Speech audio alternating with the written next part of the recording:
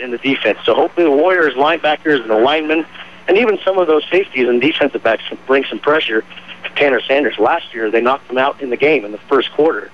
I believe it was Nolan Hopkins came from his defensive lineman position and knocked him out with a shoulder injury for the whole season. So this is a great matchup here at the Field of Dreams, and looking forward to it.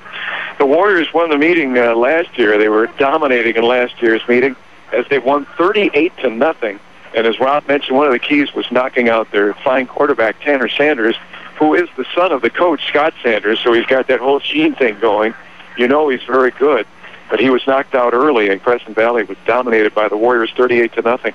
The last time we were here, however, Tanner Sanders was in his freshman year. He is now just a junior. He was in his freshman year being used as a wide receiver, and he was dominant that night, catching 5 passes for 95 yards, one of them for a touchdown. But he was the go-to man all night when the quarterback, Chase Cochran, needed a first down. At 6'5", the Warriors had no corners or a safety who could really cover him. Cochran threw the ball well, kept it up high, and Sanders would grab it. We talked about last year, Rob, the fact that when Sanders was the quarterback, we were surprised because you need a quarterback and a receiver. With Chase Cochran, they did have an adequate quarterback and a good quarterback. Then they had Sanders as a receiver.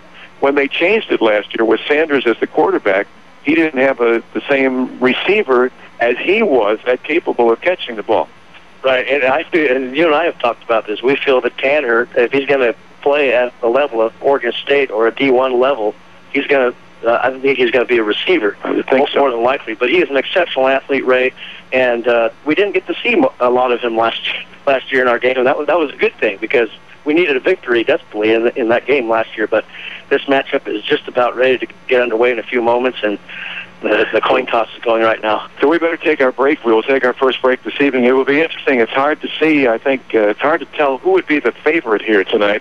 That loss by Crescent Valley last week, the win by Lebanon really did not reveal their strengths. This game will this evening. So it's really the first big contest of the year for the Warriors. We'll return in a moment.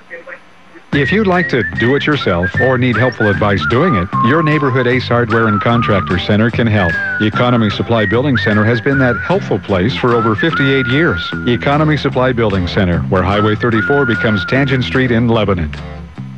Mama's Fine Italian and Wine Shop, offering lunch and dinner, takeout, and catering too. Here's Bob. Come down and visit us and try some of our hand-tossed pizzas, my friends. That's right, hand-tossed. Mama's Fine Italian and Wine Shop, in the heart of Lebanon on Oak, between Main and 2nd. Need some electrical work in your home or business, but it just seems like too small of a job to call the pros? No matter what the job, call City and Suburban Electric. Proud to be a contributing member of our community. City and Suburban Electric. Call 451-5609. Crescen RV at Albany has the new RV models on the lot now, ready for you to buy. Crescen RV Service Department has a new truckload of parts and accessories on sale just in time for fall fix-up. From changing a light bulb to rebuilding your entire RV. No job is too big or too small for Crescen RV in Albany, where friends send their friends. 1580 KGAL. We're still in our national anthem this evening.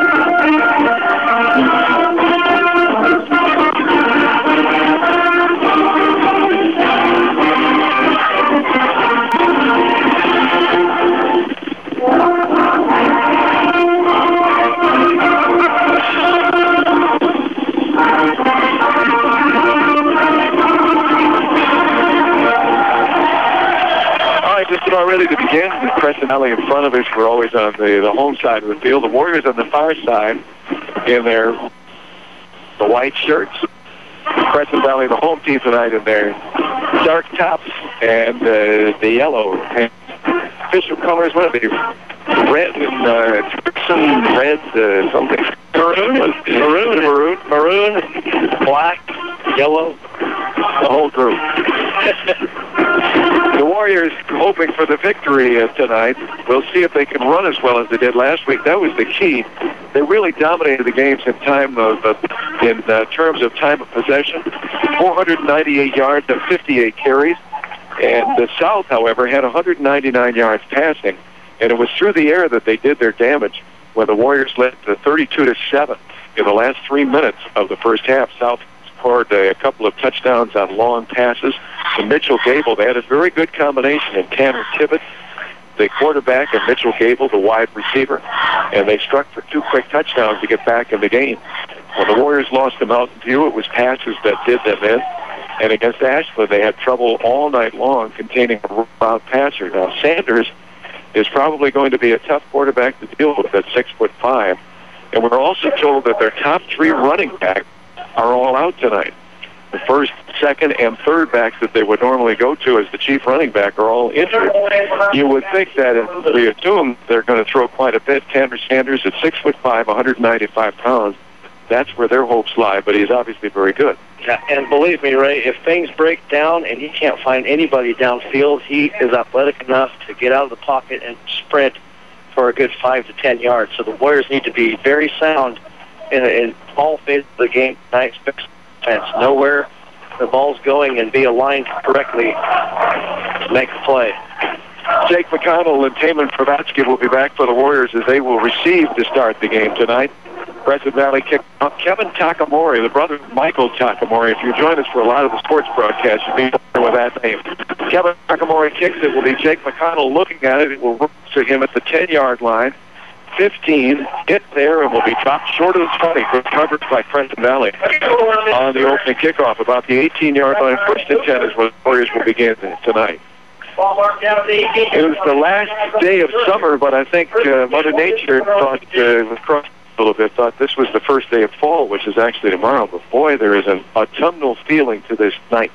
First big cloud cover of the season, but it's only brought a few sprinkles, but it's been dry for most of the day. So let's see what happens on the first possession tonight. What can we learn about the Warriors? Can they run with the ball? Instead, back to throw is Brandon Marquez. He completes the pass to Matt Tracy up at the 30-yard line. That should be a first down if they get forward progress, and they do immediately. First down for the Warriors. That's me. That's a great sign. I'm sure everybody in the Grandmont News thought the Warriors were going to run on the first play, but it's a play-action pass to Matt Tracy, the senior, and a great start for luck. Brandon Marquez on a rollout and threw that well. We saw him throw high a couple of times this last week. But that was a fine throw on the first down, and maybe loosens up the Crescent Valley defense a little bit. Will they run or pass? Under center. Marquez backs in the eye, and this time he will hand off to the deep back. We'll see who that is for the Warriors, number 21. DJ Canute gains just a couple on the first running play for the Warriors tonight. Okay, 2, maybe 3. We'll see where they spot it. Looks like they're going to give him 2 yards on the play. Second down and 8. Just underway. They call this the Field of Dreams. I've heard you refer to that a couple of times today. Is that what they call it? Yes, it is. Brand new bleachers about 3 or 4 years ago. Yeah, the bleachers opposite side of where the old bleachers used to be. When the bleacher man came through town, condemned the bleachers here at Crescent Valley. Again, under center, Brandon Marquez. Brandon will step back to throw. Takes 2 steps back, throws and drops on the far side. Would have been complete to Luke Repay. That looks like Riley Wessel there, Ray. His jersey is sprinkled up. Number 11. 11? Yes, it is. Well, I wish they would keep it on the near side. I immediately have trouble spotting numbers on the far side. And if you join us every Friday night, you know that's the case. I'll be 35 in October, of course. I wonder if we don't do a game, Ray, if we're just up here like bystanders run close. I've often thought of the binoculars, but that you can't follow the action that quickly with the binoculars if you're doing a play-by-play at the same time as trying to use those. Here's Brandon Marquez. Will roll out on third down. Rolling out, they have to run. He will, and he's going to be stopped well short of the first down.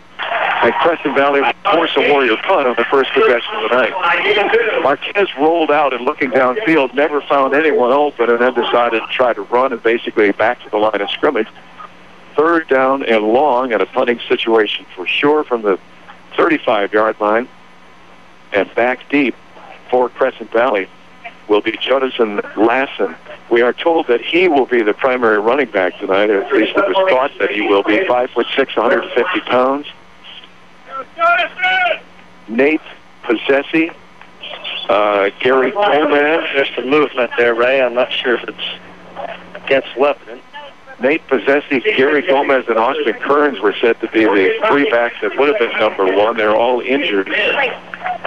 We're told that Jonathan Lassen will be the chief running back. So 5 yards back for the Warriors.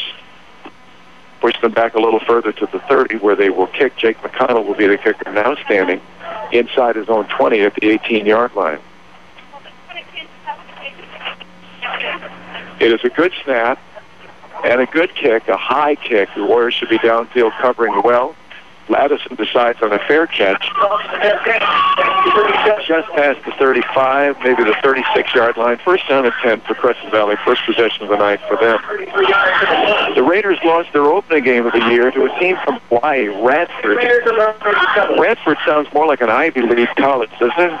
It does. Isn't there Radford? Probably somewhere back east. Harvard, Brown, Radford. 21-17, so you have no idea how good that team from Hawaii might be. And then the next week, they defeated Putnam 43-22 before losing that one-sided game, as I mentioned, to West Albany last week, 49-13. You know, I read that that Hawaii team had already played 2 games prior to that first game for Crescent Valley, and they were 2-0.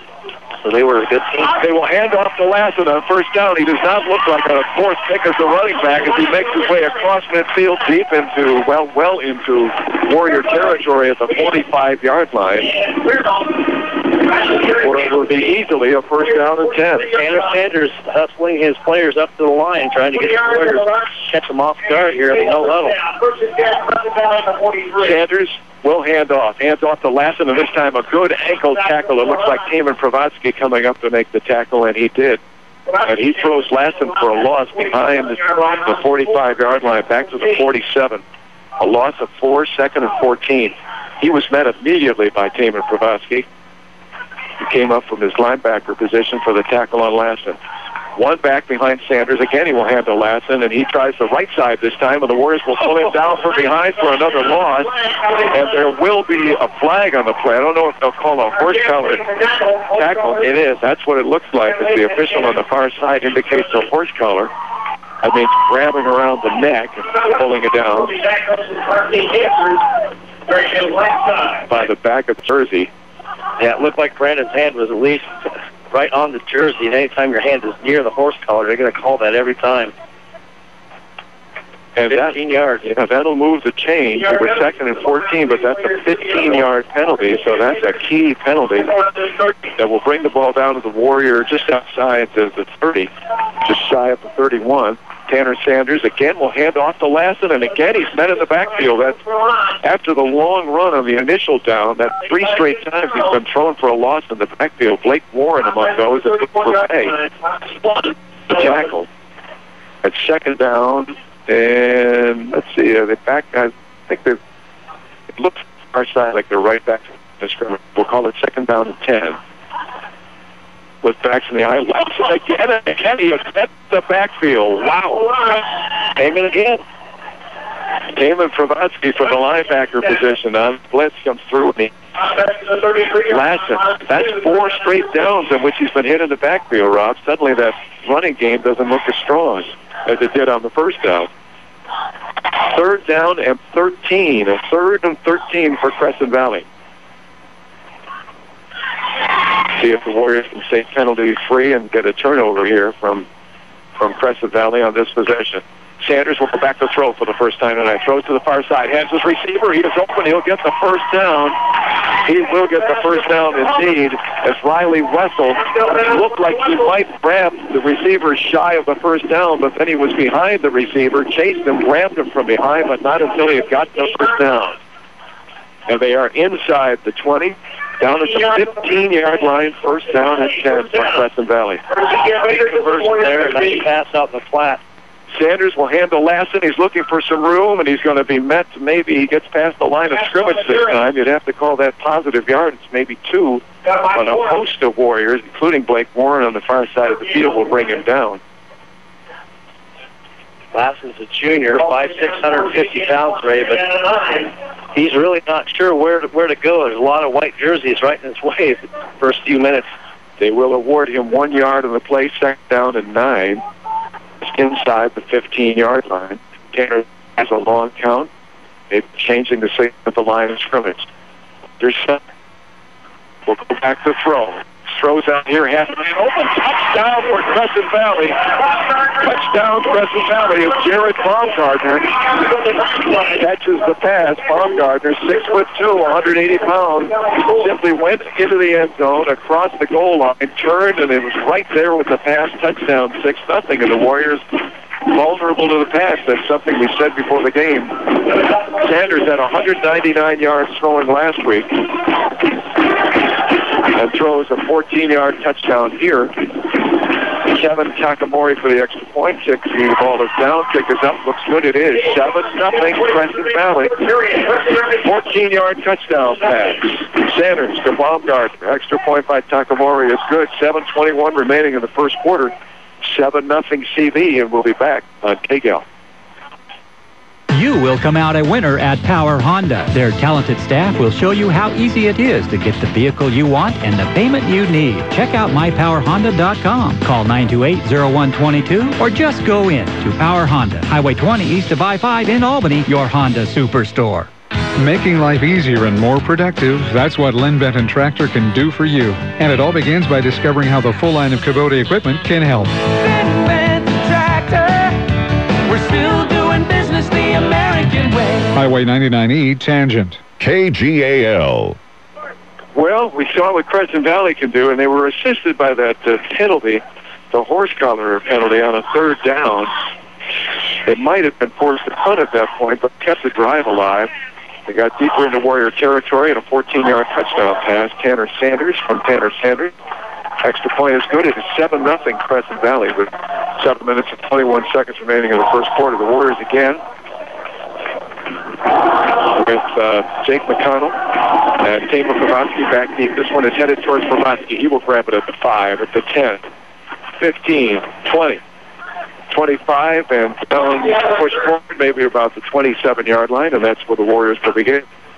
Warriors on their first possession had a first down on the first play. On a pass to Matt Tracy from quarterback Brandon Marquez, but then 3 downs. They gained just a couple of yards, punted to Crescent Valley, and the Raiders have put 7 points on the board. So let's see if they can get the running game going here. They had that one pass, but boy, they did not do well after that. Yeah, they're going to have to. This is going to have to be the most physical game that the Warriors have played so far to push the Raider defense back and create some lanes for the runners. Looks like Tamer from his up back, and he may take this handoff, and he does, and he will not get anywhere on that play. They should give him back to the line of scrimmage, and let's see if they maybe give him a yard as the line continues to push. Boy, that's the toughest, maybe 2 or 3 yards, Ray. That's the toughest yards of that young man's career, probably, right there. Yeah, they will give him, it looks like, just short of 3 yards at first down. The Warriors down in a long 7. As they talk things over, Brandon Marquez, he got some instructions from the sidelines, now comes back, instructs everyone, and heads for the line of scrimmage. Under center. Backs in the eye, one receiver left, one. He wants to throw. Throws out to the right side, and it's incomplete. Intended for Matt Tracy, who caught that first down pass on the first play of the game for the Warriors, but incomplete, and it sets up a 3rd and 8. So far, Warriors are not gaining yards like they did last week. So I remember 2 years ago here, Ray, it was hard for the Warriors to figure out this defense. The 3-5, you don't see it very often, but 3 down linemen and 5 linebackers out there, and just missed the mark up high for Matthew Tracy. Key 3rd down play. Riley Wessel to the left, Matt Tracy to the near side, that's the right near us. And hanging on to the ball, Brandon Marquez, he's got a lot of room, he's got a first down, he gets a good block, he's at midfield, he's at the 40-yard line, and a flag comes down. I don't know if that would be a block in the back. The flag came down later, but when he crossed about the 50, it looked like the Warriors, the block that sprung him from the 50 was a block in the back. Yeah, Matt Tracy, but the official that was closest to that did not see that, Ray. It was the official way in the backfield that threw that. Called a chop block. Well, chop block. I'm not sure about that. It was a body block. It was up high. A chop block is down low. Now, if that was the foul, but apparently that's not it. Yeah, might have been somewhere else on the field. Yeah, about where the flag is. It's blue flag night again, Ray. Oh, by the way. Oh, the last time. Oh, I thought you were going to mention about the last time we were here, a lot of penalties, but it's Blue Flag Night, which signifies the battle against prostate cancer. You know, they'll call it the chop block. Don't indicate the number, so we have no idea It looked like maybe it was going to be a ball in the back at about the 50-yard line. But let's see where the Warriors will wind up here. Well, and Marquez, but his first carry of the night, and it was a good one, all the way down to about the 40-yard line, just inside the 40. Instead, the Warriors will be back close to their own 40. In fact, the 40 just across their own 40. It's a first down, Ray, even after It is. The shade on the far side of the field is just shy of where that ball would be on the right hash mark. So it is a first down for the Warriors, but they lose 20 yards on the deal. So again, a penalty. This one on defense was costly. This one on offense. Here's Brandon Marquez under center. Again, his backs will be Tamer Pravatsky, the near back. Almost jumping for the Raiders, but they are back. Long count by Brandon. He hands it the deep back Knuth, and he hit immediately. He did not get back to the line of scrimmage. Well, who caused havoc there for CD was 78 Michael Chan. He took out two of the Warrior blockers and happened to run right into Knuth. All three of them. Brandon knocked DJ down to the ground for a short loss. Second down and 11, and probably a long 11 for the Warriors as Brandon Marquez again talks things over. Cloudy night here, as I say, it seems more like already the first day of autumn. Summer is long gone at this point. Seems like a long time till it comes back, doesn't it? Second down, 11. Marquez again under center. Has two receivers to the left. Does not want to throw. Yes, he does. He goes back. Play action. Throws over the middle to Matt Tracy, who can't hold on. And Matt is collared and brought down. He seemed for a moment like he might have that ball, but maybe just a little bit too far behind him as he had to turn to the ball, and it bounced off his shoulder pads, incomplete at about the 45-yard line of the Raiders. They still had a chance to corral it, Ray. I think if you're right, it was right over his right shoulder, but he did have a Raider on his back ready to tackle him to the ground. It would have been a first down, but here, a third and long again for Lebanon. 5:09 to go in the first quarter. Down 7. Tanner Holland, the tackler, was right there to hit Tracy. Rolling out is Marquez. He's going to keep the ball, and this time he's not going to have success in getting that first down as he is tripped up just over the 45-yard line.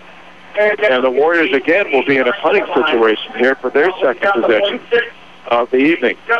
Marquez picks up to about the 46, but it will be a third down 5 from their own 46. The Warriors will need to punt again. Second time tonight they've had the ball. Second punt coming up. Enjoy your favorite delectable candies from Victorian Chocolate Company. Pick them up at the Bright Purple Building near Ralston Park in Lebanon, or order them online at victorian-chocolate.com. Jake McConnell this time gets the kick away. It was a low one. As he get it over the line, and it'll be a great one because it rolls and rolls well into Raider territory, down about the 11-yard line where it goes out of bounds. Not a good kick off the speed. It was rather low, but it was a streamlined line drive that continued to roll all the way to the 11. That's the second punt, too, that he's had pressure, Ray. They're coming close to blocking that. He had to get rid of that in a hurry. And that's why it was a low kick. It got a lot of roll, kind of like my drives in the fairway. A lot of roll right down the fairway there. And you're golfing, right? So early tomorrow, 7:50. 14, they'll say the 14-yard line is where it went out. They had it placed at about the 11, but the line of scrimmage is the 14 for Tanner Sanders, under center. Tanner will hand off to Lassen. He's met the backfield again. Luke Ray. And he will be tackled shy of the 10. Boy, Lassen, I said it was about 4 times in a row. That's probably the 6th time overall that he's been trapped in the backfield. Don't remember if there was one in between. Yeah, he's had 4 in the backfield. Of course, he starts out with 2, Ray. They say he's back at the line of scrimmage. Sanders hands off again. And nothing doing. Well, the Warriors are certainly stopping run cold. Lassen, the first time he had the ball, picked up significant yardage, and you look like, uh-oh. But he's been stopped cold since. I think he picked up a yard on his carries. That's it for the night. He's lost yardage every time. This time, second, third, should be third. Third, 16, back at the 6-yard line. West got a safety against Crescent Valley last week when they started with the ball in the 5. Let's see what the Warriors can do. 3rd and 16, long count by Sanders. Sanders will go back to throw from his own goal line, throws out here and throws incomplete. Had a receiver out there on the far side of the field, but throws incomplete low and behind his receiver. And that will bring up a 4th and 16 from the 6. So one would assume, and I think one would be correct, that the Warriors should be granted good field position here in just a moment. Brad Taylor will be back to punt for Crescent Valley, the 5'10", 185-pound senior. McConnell, receiver for the Warriors. Looked like Brad Taylor was the intended receiver for Crescent Valley on the far side of the field. He caught, I believe it was 4 passes last week. The kick just gets away, but it will be allowed to roll, and they will get decent field position. But the Warriors will be into Raider territory at the 46. Thought maybe if they could get a return out of that, they might even get deeper, but it's out to the 46-yard line. 1st down and 10 for the Warriors. 3rd possession of the night. The first 2 ended in punts, but better field position certainly to start. And the Warriors had a good push on that punt, Ray. That's why I gave the ooh, because they were so close to blocking that punt in the end zone, but the punter got it off. Brad Taylor, and the Warriors have their best position of the night so far. 47-yard line. Marquez will hand off immediately. It should be Michael Takamori, or not Michael Takamori, Eamon Pravatsky, across the 45-yard line down to the 43. So a good pickup. Best running play of the night, other than Marquez had a good run that was called back by a penalty. 43-yard line, a pickup of 4, 2nd and 6. The Warriors able to run well last week, and almost not only well, but at will against South Albany. Picking up 498 yards on 50-some carries. How many was it? 50-plus carries. Here's Marquez. The pitch to Canutes. Canutes looking for a block. Tries to go wide to the right. Is going to have trouble. It's out of bounds. May have picked up a yard. Yeah, that was a nice job by the Raider defense to string that out along. DJ was trying to cut inside, but just kept on going to the outside, and you were able to get maybe a yard or 2 on that, Ray. Bring up a 3rd and short. So it is a couple. It's just outside of the 40-yard line of the Raiders. 3rd down and 4. Warriors trailing 7-0. Clock running down to 2:28 here in the first quarter. Crescent Valley scoring on their first possession on a 14-yard touchdown pass from Tanner Sanders. The handoff, Marquez keeps. He's got an opening. He cuts back inside, and he almost broke free for the touchdown, but he's got the 1st down and more at the 25-yard line. It'll be a 1st down and 10. The keeper for Marquez. That was one of those where they paused for what seems like a lifetime at the line of scrimmage as to whether he had handed the ball off or kept it. And when he started, he had a good opening through the line, good blocking, and gets all the way down to the 26. Well, they turned the lights on. I wonder if we can turn the lights off, but suddenly we get that. There's no switch in here, right? Now we see the reflection of the glass, our own reflection. It makes it tougher to see the field. Here's a handoff to Canutes. He breaks through that line of scrimmage, and he is inside the 10. He's going to be down to about the 5. It should be a 1st down and goal for the Warriors. So the running game working now for the Warriors. It took them a little time last week. They did the score on their first possession. They were stopped. But they really got things rolling against South, and they couldn't be stopped. After being stopped in their first 2 possessions tonight, they're all the way down. See what will be. They stopped to measure, and they did give a 1st down to the Warriors. It was close enough to measure. It'll be 1st and goal, and it should be about the, they say the 10. They say the 15, right? 1st and 10. It's 15. Looking out to the scoreboard. It's a little harder from this angle to tell. The handoff to Brandon on a keeper, and he will be stopped at about the 15. Boy, I wish we could turn that light out. We had good view here through the window, but now we see our own reflection. It's tougher to see the field. It seems like it's one switch, Ray. I think it lights up the whole building, so we'll have to see if we can do something about that. Well, what we could do is take that bulb out to carry the cover off of the light, take the bulb out. Maybe we'll do that if we get a timeout. So 2nd down and 9 from the 14. 2nd down and 9. Marquez back to throw. Rolls out to his right. Looking. He's going to have trouble. They have to put the ball down and carry it inside the 15. Does not pick up very much there, maybe down to about the 13-yard line. It'll be a third down coming up. Boy, and Brandon, it looked like he could have had a little seam to the outside, Ray, if he would have kept running towards the 10-yard line side, the Raiders sideline, but they quickly collapsed, and 3 Raiders right there to meet him. Third down coming up. It says fourth down on the scoreboard, but they're behind, or I should say too far ahead, one play ahead. There we go.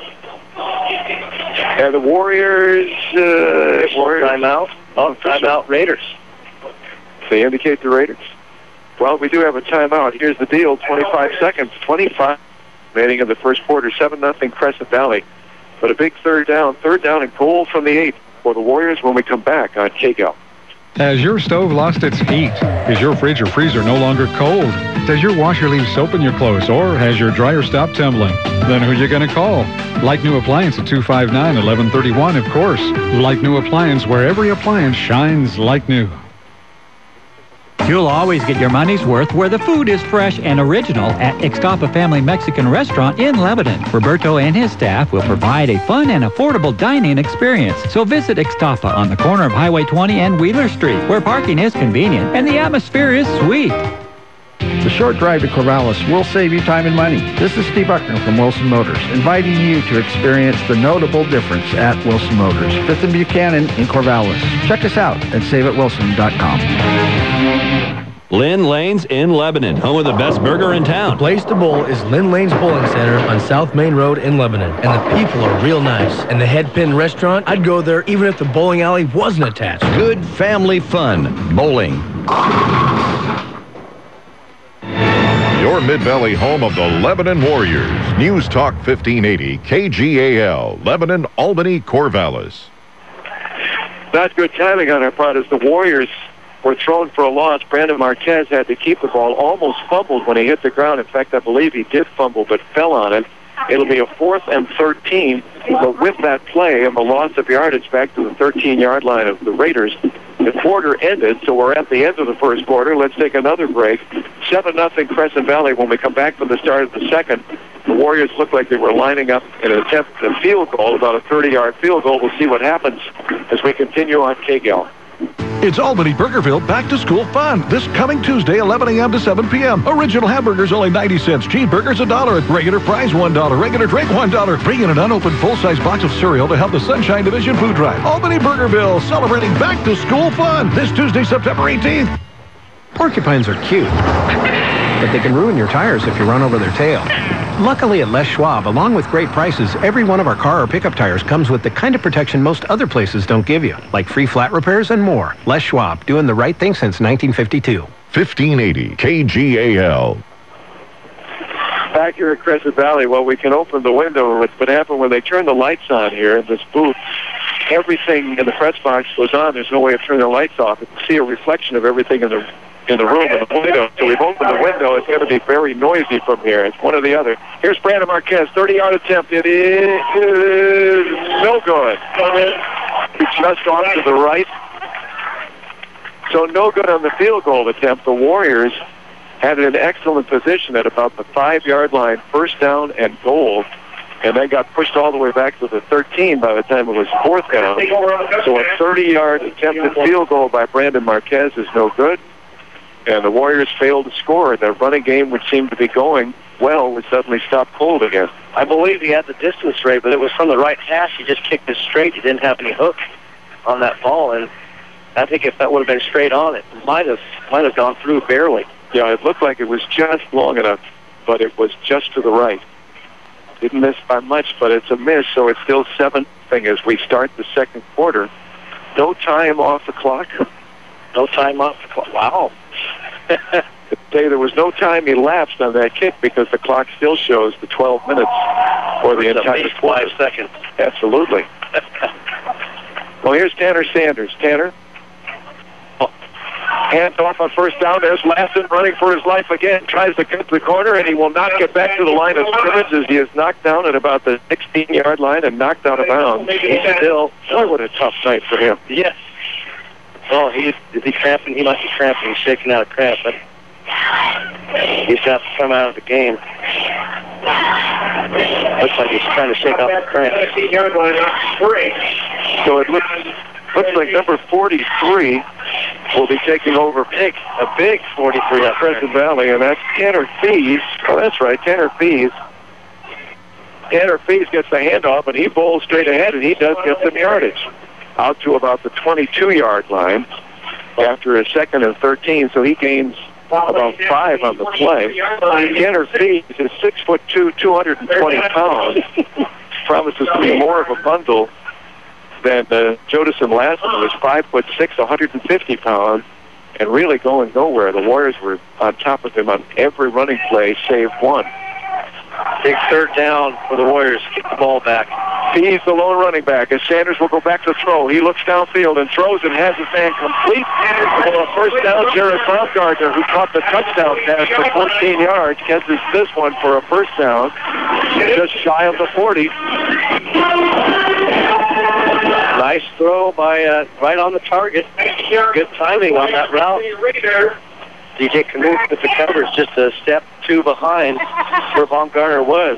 They get Baumgartner out to the 42-yard line of the Raiders. It'll be first down and 10. And again, it is the pass that does the damage. That's been the Warriors' really vulnerable position all year. And straight ahead and bowling ahead is Tanner Fees. You question already, why wasn't he the running back? 220 pounds, and all he did was just go straight through that line for a first down. Warrior territory at the 41, first and 10 for the Raiders. Boy, how would you like to get in the way of that train coming down those tracks? That he's running downhill. He first 2 carries looking like an asshole out there. He's the runner. He'll get the ball again straight ahead, and he's got a couple of yards. Carries down near the 43-yard line, 8 of 3. The thing is, Rob, when he hits the line of scrimmage, every time there is an opening, the blocking in the middle of the line is doing much better than they did for Lassen. Well, you can definitely notice the size difference between the defensive line of the Warriors and the offensive line for the Raiders. And so far, the Raiders are winning that battle right now. 2nd and 7 after a 3-yard pickup, 53-yard line of the Warriors. Tanner Sanders looks at his wrist for the next play, then calls it out with 2 receivers left, one right under center. We'll go back to throw. Throws down here and has almost intercepted. Overthrew the intended receiver, and Brandon Marquez had his mitts on it at the 25-yard line, but could not quite come up with it. Incomplete. 3rd down and 7 coming up from the Warrior 43. Well, could not have asked for a better opportunity to get the ball back there. Marquez would like to have that one back. Had a receiver open, but threw it by the receiver and almost into the hands of Brandon Marquez. Sanders now will operate from the shotgun. I think maybe the first time tonight we've seen him in the shotgun.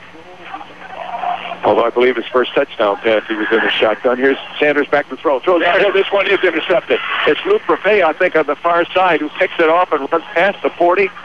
Out to the 42-yard line. It is Luke, and the Warriors have it again. Another bad throw. I think it might be 10 there, Derek. Interception. Number 10. The 42-yard line, return of 12 yards. On the interception. I thought it was 43, Rob. Number 10, 43.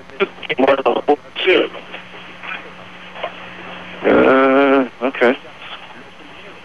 I would swear there were 2 numbers on that back, but it was on the far side of the field, so first and 10 from the 42. First and 10 on the 42-yard line. Again, another bad throw by Sanders. That one was way off the mark of his receiver, who was open a few yards away from Weah. Here's Canute again trying to get around the corner, and again the Crescent Valley will string it out, and maybe he got a yard on the play, but he never found a time when he could top field to get some positive yardage. Crescent Valley doing a very good job. Anytime the Warriors try to go outside, it's simply stringing it out. In fact, it's a loss on the play of a couple, 2nd down and 12. The Warriors running attack that was so good last week having a lot of trouble. Well, it's the first time we've actually seen in a game rate the Warriors try to do an outside play, but the Raiders are showing a lot of speed on the edge. Backs in the eye from the near hash mark. Brandon Marquez will keep and get some yardage behind some good blocking across the 45-yard line. Forward progress, so that counts. Marquez carries down to the 46-yard line. At the 46, so it'll be 3rd down and 5. Hate to disagree with them on the PA, but third down, well, maybe 6 for you look where that chain is on the far side of the field. Whatever it is, Ray, the Warriors definitely need to convert this, keep this drive going, get some points. Let's compromise the short 6. Brandon Marquez under center. Brandon and with the blows here starts. It'll be against the Warriors, and the Warriors will be looking at a third and close to 11 from their own 41-yard line. Just underway second quarter, about 9 minutes, 8 seconds remaining here. 7-0 Crescent Valley as they scored on a 14-yard touchdown pass. The Warriors have had trouble getting things going. They got the ball on some good running plays, some good strong running plays. They got it inside the 10, in fact, down at the 5, first and goal. But they failed to get the touchdown, got pushed back to 13. Brandon Marquez tried a 30-yard field goal at the start of the second quarter. It was wide right. The Warriors now, from their own 41, back to throw is Marquez. Throws to the far side. It's incomplete. Nice throw by Brandon, and just off the hands of the intended receiver. But it would have been awfully, awfully tough to catch that ball with a defender right on top of him. Matt Tracy, number 9, the intended receiver. That was at about the 40-yard line of the Raiders, just past the 40. Well thrown, but off the fingertips, and it would have been a tough catch for Matt Tracy, as he was well covered. Back to punt. Jake McConnell at his own 30. It's been a familiar thing for him tonight to punt. This one is a good one, a good high one that will be caught on the run and dropped by Lassen. It's on the ground. Let's see who gets it. The Warriors are closest. The Warriors may have got Warriors pointing. I think the Warriors got it. They had 2 players there, and they do at the 32-yard line, 33-yard line, and the Warriors will have it on a big break.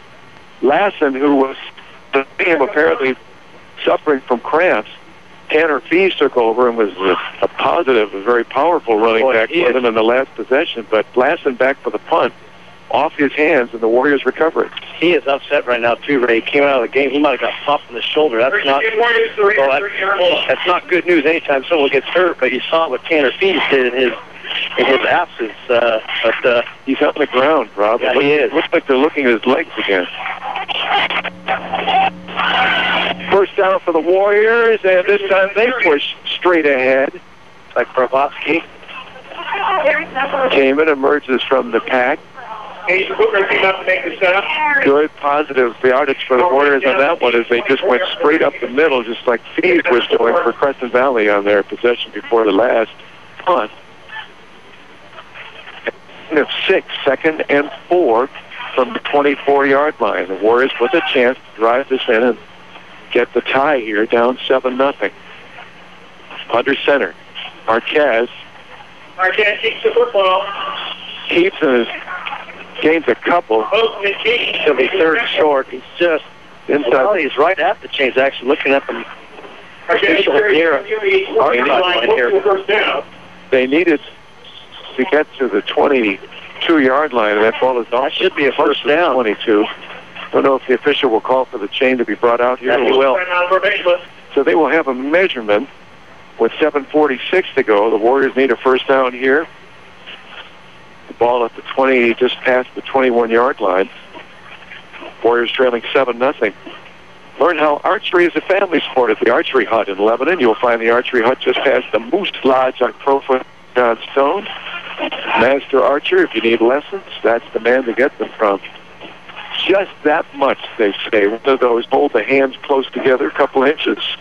He's the Robin Hood of our area. The Master Archer. John Stone? Yes, he could be. Third down, very short. Third and inches, basically. So short of a yard here on third down for the Warriors, and they probably should power it ahead. Let's see if Brandon Marquez, they go behind. He hands off. I think he caught. Damon spun forward. Damon provided, he should have down when they uncovered. He got enough, not a lot of yards, certainly a yard, and that moved the chains. First down and 10 inside the 20. At the 19-yard line, first down for the Warriors. So the Warriors on the move, trailing 7-0 here in the second quarter at Crescent Valley.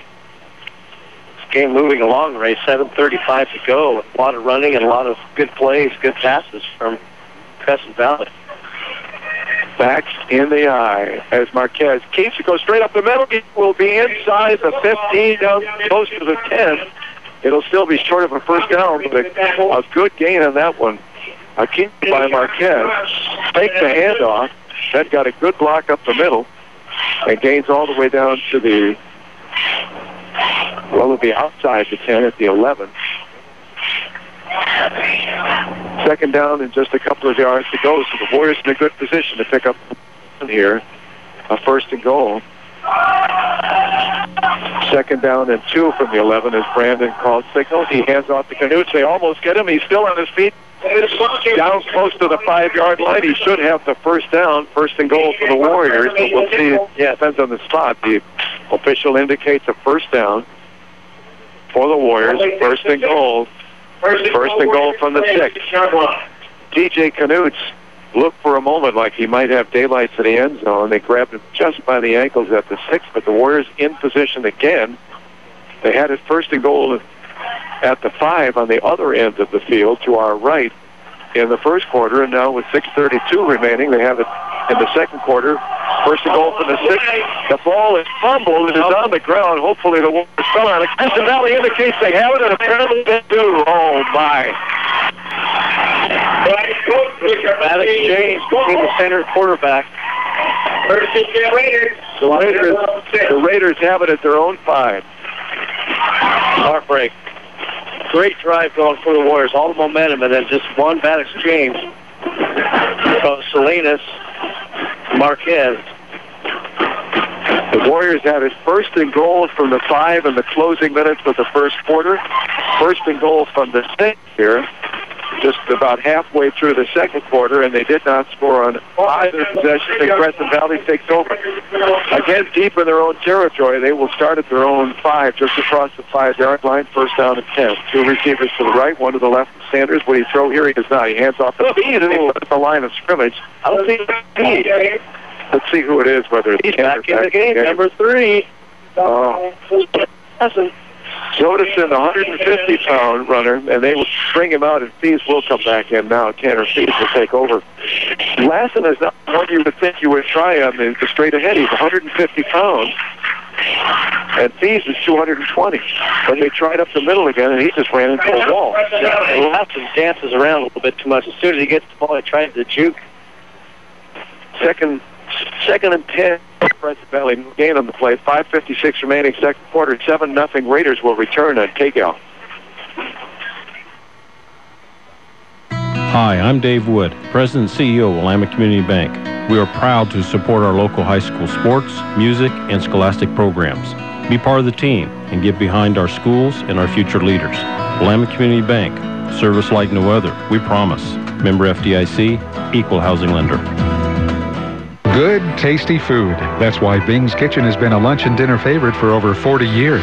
Choose Chinese or American meals that can satisfy the entire family or a gathering of up to 40 people on the South Santiam Highway in Lebanon. Choose Bing's Kitchen, where the food simply tastes best. We're Linco Federal Credit Union. Keep your money in Linn County with Linco Federal Credit Union. Enjoy a visit with one of our friendly staff at a neighborhood branch near you today. Linco Federal Credit Union in Albany, Lebanon, and Sweet Home. In Linn, you're in.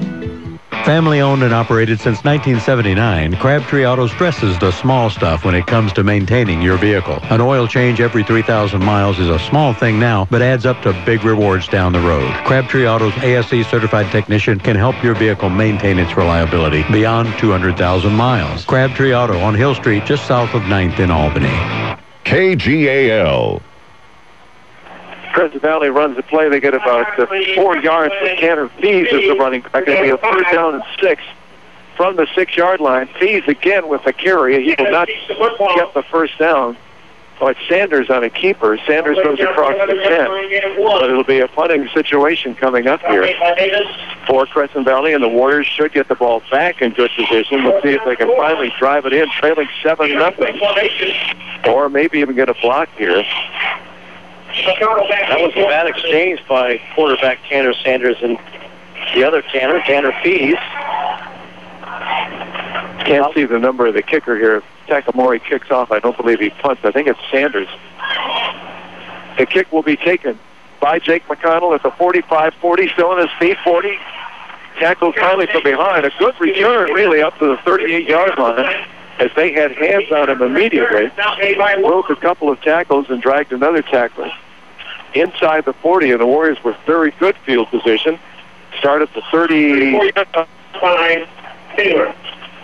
The 30 inside the 40, 32 or 3, maybe. Yeah, 30 inside the 35. See where it looks like across the field. They don't have the individual yard markers. Do on the sidelines, but not in the anywhere out on the center of the field. So you're guessing where that ball is. Well, let's say the 33, first down and 10. Back to throw Marquez. Throws out here and throws incomplete. It looked like it was tipped by, again, Matt Tracy, who has been his intended receiver on all of his passes tonight. Incomplete at about the 25. I think Brad Taylor got a piece of that, Ray, because as soon as it went about 3 yards, it was deflected up in the air past the intended receiver. The Warriors have got to score on this possession, Ray. They're right in the game, but get some points on the board before the half. Second down and 10. Brandon Marquez, a long count under center. Brandon keeps, fakes a handoff, keeps to the right side, off right tackle, and gains just a couple, so it'll be third and a long coming up for the Warriors. That was not a design play there, Ray. DJ Knuth went to the opposite side, and Brandon had no one to pitch to. Luckily, he tucked it in and got what he could. Third and about 8. Definitely 4-down territory here, Ray. Warriors defense is playing. 32-yard line, 3rd and 8. Receivers sent to the left and right. Salinas, the center. Under center, Marquez grabs it, will go off of right tackle and will not certainly get the first down. He does get a couple of yards. I would think the Warriors will probably try on 4th down as they get it to about the 30. It still should be around 6, maybe 7 yards short of a first down, depending upon the placement. And they will spot the ball just shy of the 30, so at the 29-yard line, about 5 to go here. On 4th down, as they have to get the ball just past 25 down to about the 24-yard line. Brandon Marquez out of center, far side of the field from us. Brandon will go back, keep, roll out to his right. He wants to throw. Throws out here, has a man open, and off the hands. It's incomplete, probably Matt Tracy again. On the far side, it looks like a single the number, but Crescent Valley breaks up that pass, but again, off his hands, a good pass. Had a chance at it, but couldn't corral it, and also got hit just as he tried to bring that ball in. Incomplete. Warriors turn it over. 1st and 10 from the 29 for the Raiders. 1st and 10 Raiders at the 30-yard line. Very interesting first half, Ray. I thought I would see some more points on the board by both teams, but so far it's the defenses that are showing us up. A couple of good passes off the hands of Matt Tracy. Not that it was an easy catch for him, but it was well thrown. This one by Sanders is incomplete as the Warriors are there quickly. Riley Wessel is there to break up that intended pass at about the 35 of the Warriors. So 2nd down coming up. But I mentioned the ball being thrown well because Brandon was offline a couple of times last week, throwing high, but he's had the ball close to the receiver. But Matt Tracy has been well covered. Here's Sanders on a handoff to Lassen. Lassen tries to go wide and does get a couple of yards. In fact, still in bounds and may get the first down this time. As he cut back, it looked like he was going to be stopped after a few yards and knocked into his own teammate. But he kept stepping along the sideline. He may have got the first down. Where are they setting the ball? Well, I see the near guy here, near sideline judge, marking it at the 38, Ray. The far guy had it at the 41. And the chain gang moves. It's an original spot. It's going to be short. They need to go back. Yeah, they'll have to bring the chains back because they had it to the initial spot, and that would have been a first down. But no, it was, well, I think the officials aren't they going to over right now? There's 2 officials over there. They haven't moved the chains back. The chains are not in place, really.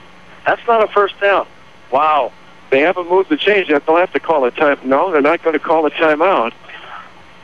And the man on the far side picks the chain up like that's the proper placement of it. I think he knows it isn't.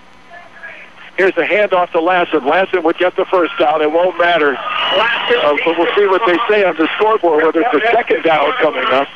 But I think he got the first down anyway, even with the strange placement of the chains. If you can figure all of that out, he's at midfield, and that should be a first down even with the erroneous placement of the chains. Well, I thought that the first down was going to be near the 40-yard line, Ray, and the spot was short of that. So, but they motioned for the chain crew to go ahead before they even determined where the official spot was. I just went with it. They're going to try to decide here, I guess, where they placed the chains. You were right, Rob. That was incorrect. And I think the gentleman who had the chain that would indicate the 10 yards and the first down, he hadn't placed it. He really hadn't picked it up as if he knew that there was a mistake. But finally, when they went ahead and ran the play, he stationed the chain, which would be first down. So on the scoreboard, it looks like his placement was for the first down, so it won't matter. Right. Well, now we have another measurement for this first down play. As close to a first down. It was a first down from where the correct placement should have been. Before, yes. Yes. But it may be second down from where the incorrect placement of the chain. It is short, so maybe it's to the benefit of the second down instead of first down. Do you remember? I believe it was Robbie Zina's senior year where the official got down on his knees. Was that out here? Yes, it was. It was out here. Opposite side of the field. When we were at 4 inches for the Warriors before they condemned the bleachers here. Boy, there's the full Tanner Fee straight ahead.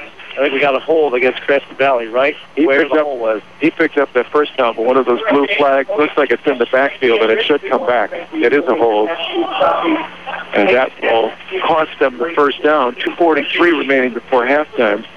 See where the penalty will push it back. It will not be a first down. Crescent Valley leading 7-0.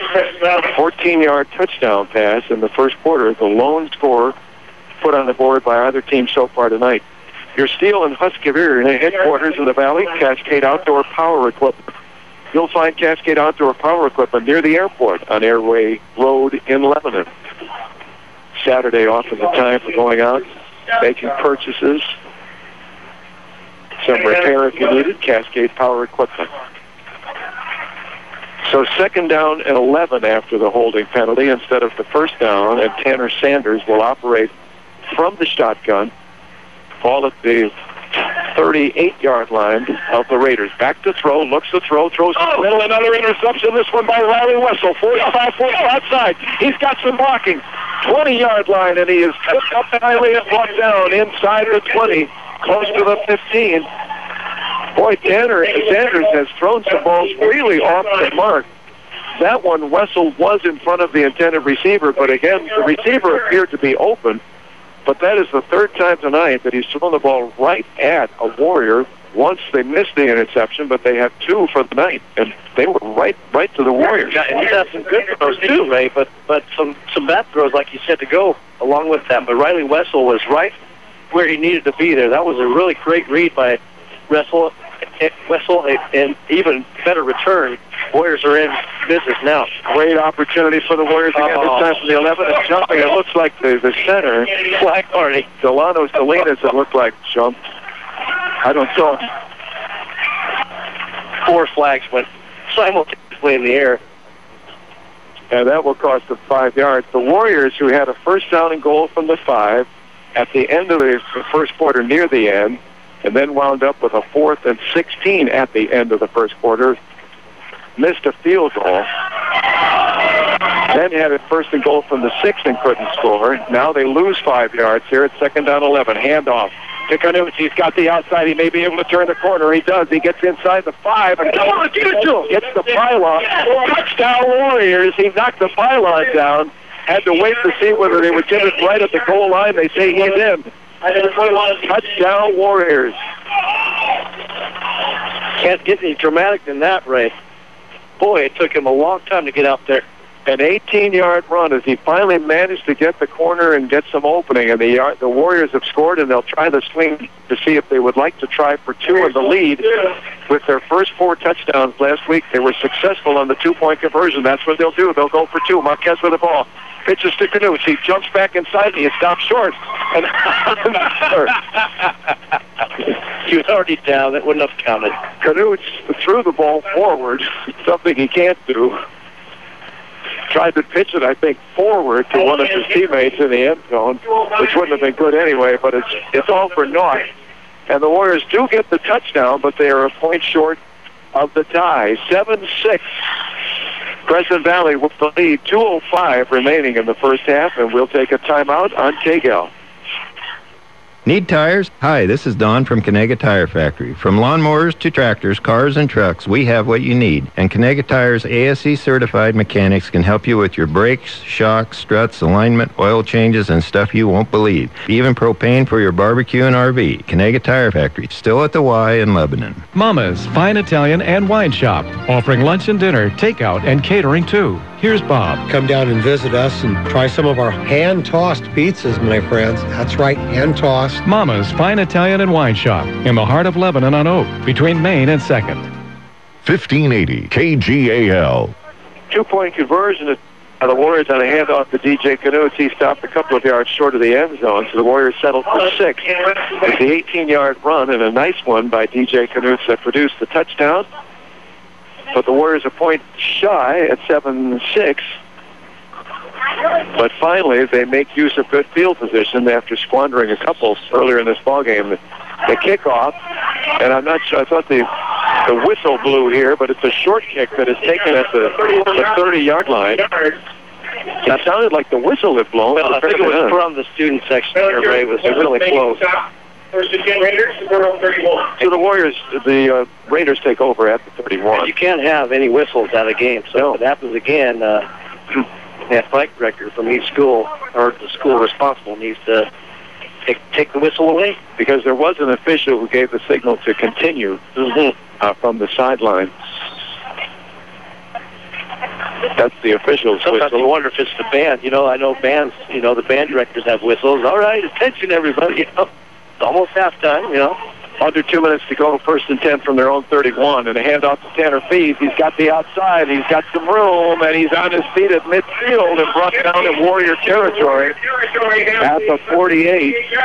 21-yard gain for Tanner Fees. You know, he had some speed, too. He got outside quickly, and then he just powered his way through some defenders. I'm a little shocked that he's not the running back on every single blessed down. Here's Tanner again. He'll try the right side this time. Cuts through a tackle, still on his feet, and then he's met by a good tackle by Brandon Marquez. He got him right in the midst. He just lowered that head to make sure that Fees, who was a bull, did not go any further, but Fees picked up good yardage down to the 44-yard line, just inside the 45. Give him 6 on the play. 2nd down and 4. He is a bull. Tanner Sanders is under center. Will Sanders throw? He will. He goes straight back, looks out to the left, throws out here, and has a receiver this time complete at the 45-yard line. Will still be about 6 yards short of a first down. With 3rd down coming up, Sam Kane, their tight end, number 88. And I believe he's sizable. Let me grab the Sam Kane, well, 6'2", 220. And a timeout here. We'll keep it here with 1:03 remaining before the half. 7-6 Crescent Valley. The table is behind us tonight. We moved the table back so we could get closer to the windows in what is a rather narrow press box. If you sat at the table, you wouldn't be able to see out the window to the field. So we're standing in front of the table, and to get something, you reach behind you to the table. We have always strange conditions. Interesting, to say the least. But, you know, the fresh air, Ray, I noticed that when the window was closed, it was getting stuck in here. So it feels good. Feel the fresh air. For a complete fitness experience with cardio machines and weight training, check out Lebanon Racquetball and Fitness. They're open 7 days a week, 24 hours a day, whenever you'd like to work out. Lebanon Racquetball and Fitness is there, and they're there on Sherman Street in Lebanon. 1:03 to go before halftime. 7-6 Raiders. A 14-yard touchdown pass from Tanner Sanders to Jared Baumgartner, producing 7 points, and 18-yard run by DJ Knutz and a failed extra point kick to 6 for the Warriors. Here's Sanders back to throw. Throws out here a wobbly pass that is incomplete. well covered by Riley Wessel, is the intended receiver. And that will be, who are you, intended receiver?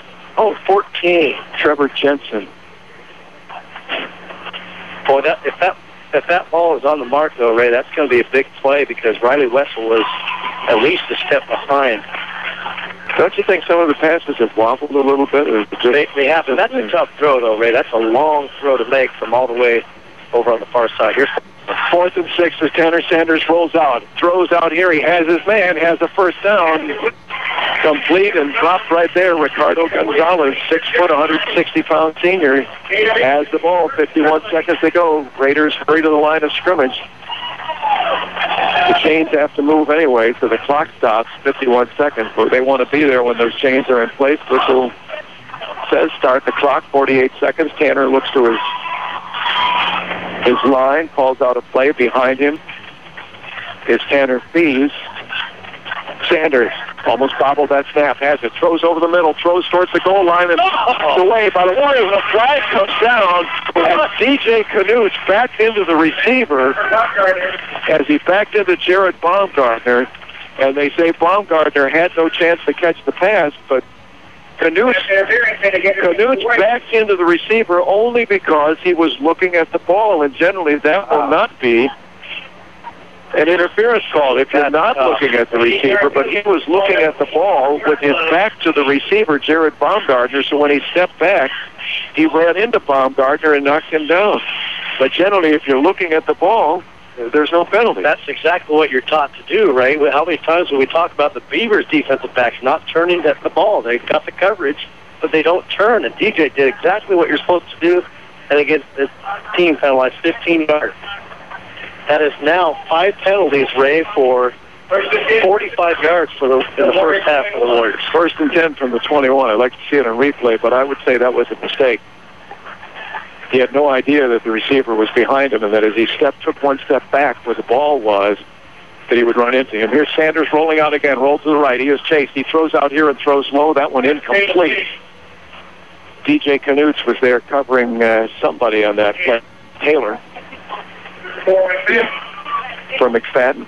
Is that right? Oh, 23. Number 23 is McFadden. Chase McFadden. Tell you what, Ray, Luke Rafe, so far in his first half, has done an excellent job. The defensive end position coming hard. He's on a mission to get to Sanders. Hasn't got a sack yet, but he's coming close.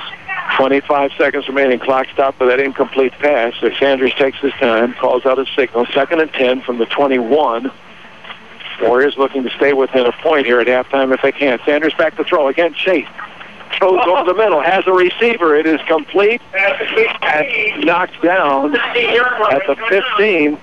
Tanner Fees out of the backfield was the receiver running for his life with Tanner Sanders, the quarterback, and they almost had him that time, but the pass is complete to the 15-yard line. 2nd down and 3rd down at 5. 16 seconds remaining. Timeout. That was an amazing play there. The Warriors brought some heat in the backfield, and Tanner had to use his athleticism just to make a Brett Favre-like pass, just kind of a shovel pass. Looked like it tied in for some positive yardage. Now a 3rd down play, no timeouts for Crescent Valley now. That was not their intended target when he was rolling out, but he found the receiver, picked up positive yardage, 3rd and 5 from the 16-yard line as the Raiders talk things over. The lights have long been on here at the field tonight. Crescent Valley High School off of Highland Drive here in Corvallis. A cool evening, but really probably the first truly perfect football night, I would say. It's dry, just cool enough. 3rd and 5 from the 16. Sanders from the shotgun. Steps up, he may run. Looking now, he throws out towards the end zone. Has a receiver open. Is it a touchdown? It is. Touchdown on the far side. That time he did have a receiver open. It might be. He's coming back. 15 yards to the Raiders. Jetson. Trevor Jensen is the receiver on the far side, and I mean the distant far side of the field from us, a long way to the end zone. But that time it was a perfect. Jensen came back towards the quarterback, caught him in the end zone, and the kick is up and in. by Takamori. Takamori with the extra point. The kick is good, and it is 14-6 Raiders and a big touchdown just before the half. I said a couple of times tonight, Sanders' passes have wobbled 3 times tonight. He's thrown them right at Warrior defenders. Twice they've been intercepted, but that time it was a good route by Trevor Jensen, who came back towards the quarterback. He was in the end zone curling, and when he came back towards the quarterback, he had an opening, and Sanders hit him perfectly with the pass for the touchdown. 14-6 Raiders on top. Warriors will take the field, but not time to do much. 14 seconds remaining before the half. Boy, that hurt. Yeah, that was just a backbreaker there. The Warriors aided by a 15-yard penalty, which we're still shaking our heads out, wondering where that came from. But the Warriors got to bounce back. 14 seconds left. Hopefully they can run it back, but going into the locker room, Ray, that's momentum swings back towards the Raiders. 14-6, so that missed extra point certainly hurts the Warriors. Still just a touchdown, but a 2-point conversion behind. And probably that will be the score at halftime, barring a miraculous run here on the kickoff. If they kick it long, we'll see what Kevin Takamori, brother of Michael, saw him as a shortstop, I believe, for the Crescent Valley baseball team, was the kicker. And they will a line drive kick that will roll and bobble at about the 15-yard line. A flag comes down. A block. That'll be a block. Jake McConnell gets just past the 20. It will be a hold on Lebanon, and we're going to come back a little further to just 8 seconds to go. As if the 21 were not far enough to go for the touchdown, 79 yards. Let's see how far they will have to go for a touchdown here on probably just one play with 8 seconds remaining.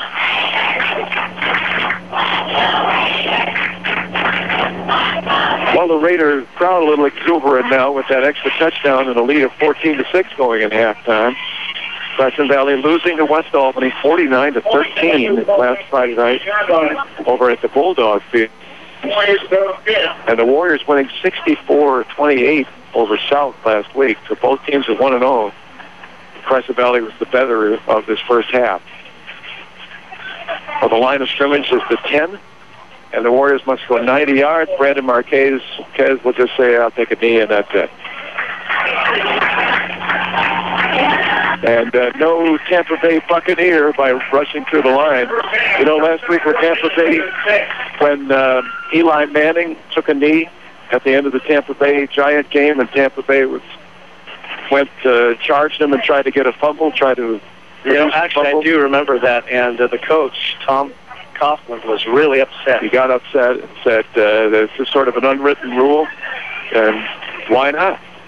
You know, I heard pointed out this week on one of the ESPN sports talk shows, they said, well, if it were the offense and you were on the 10-yard line and you're going to try a Hail Mary pass at 90 yards, you're not going to say to the defense, you can't, you have to accept it. Right. I don't think that's correct. These phone, I apologize, the phone headsets are not the best in the world, nor is the sound. Let me think that through, and we'll come back in the second half. We're at halftime tonight. 14-6 is the score. 14-6 Raiders on top. We'll be back on KGAL. Need some electrical work in your home or business, but it just seems like too small of a job to call the pros? No matter what the job, call City and Suburban Electric. Proud to be a contributing member of our community. City and Suburban Electric. Call 451-5609. Crescent RV in Albany has the new RV models on the lot now, ready for you to buy. Crescent RV Service Department has a new truckload of parts and accessories on sale just in time for fall fix-up. From changing a light bulb to rebuilding your entire RV. No job is too big or too small for Crescent RV in Albany, where friends send their friends. If you'd like to do it yourself or need helpful advice doing it, your neighborhood Ace Hardware and Contractor Center can help. Economy Supply Building Center has been that helpful place for over 58 years. Economy Supply Building Center, where Highway 34 becomes Tangent Street in Lebanon. You will come out a winner at Power Honda. Their talented staff will show you how easy it is to get the vehicle you want and the payment you need. Check out mypowerhonda.com. Call 928-0122 or just go in to Power Honda, Highway 20 east of I-5 in Albany, your Honda superstore. Your Mid-Valley home of the Lebanon Warriors. News Talk 1580, KGAL, Lebanon, Albany, Corvallis. 14-6, Crescent Valley with the lead here at halftime. And I think maybe we'll close the window here for the halftime as the band takes the field out there. Crescent Valley with a touchdown in the first quarter on a 14-yard touchdown pass. Tanner Sanders, son of the coach, Scott Sanders, 14-yard touchdown to Jared Baumgartner, 6'2", 180-pound senior, made the catch in the end zone. The extra point from Kevin Takamori was good. It was 7-0. The Warriors squandered a couple of opportunities. In fact, really 3 opportunities, 2 of them inside the 10. One with a first down and 5 in the first quarter that wound up, I believe, on the 14-yard line or 16-yard line with a 4th down. An attempted field goal was no good. Then the Warriors in the second quarter had a chance from, it was inside the 20 when they failed. They also had a chance at first and goal from the 6. That was no good. They finally scored on their 4th good opportunity on an 18-yard run by DJ Knuth with 2 minutes and 5 seconds remaining in the half. They went for the 2-point conversion. They line up in what's called the swinging gate, where about 32 of the players go to the left.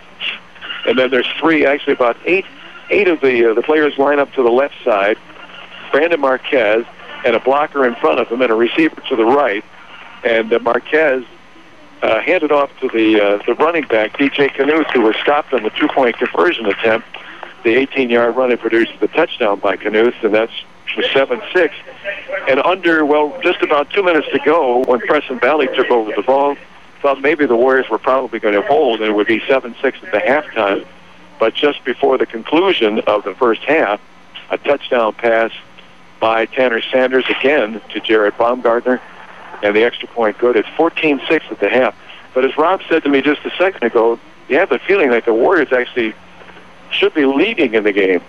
I feel like they did outplay, I think, the Raiders, but there's a few key moments. You mentioned them, the key turnover. You know, the Warriors have had a couple opportunities in the red zone.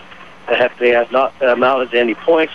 I think on the swinging gate, you know, try to do the swinging gate and see what the defense is going to do to react to that. It looked like there were more players lined up to stop that run.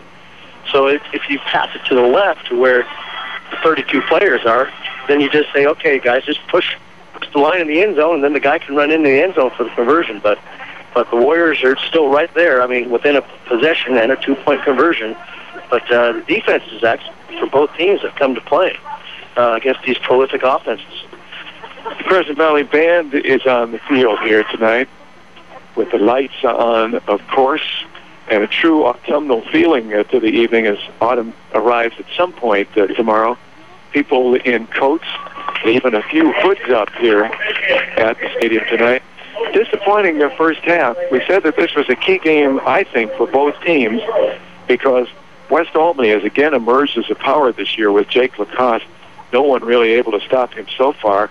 They are up at Woodburn tonight, and one would expect that West would come out with the win, and that maybe for the first time this year they will not have to use Jake Lacoste to the point of exhaustion in doing so. But West certainly is a powerful team. Silverton has played exceedingly well, and in all the rankings you see those teams ranked very highly. So you assume whatever happens between those two and with the rest of the league that they will be in that first division, that is among the top 4 of the 8 teams in the league. Dallas has really had their problems. Woodburn again having their problems, and the Warriors have already beaten the South.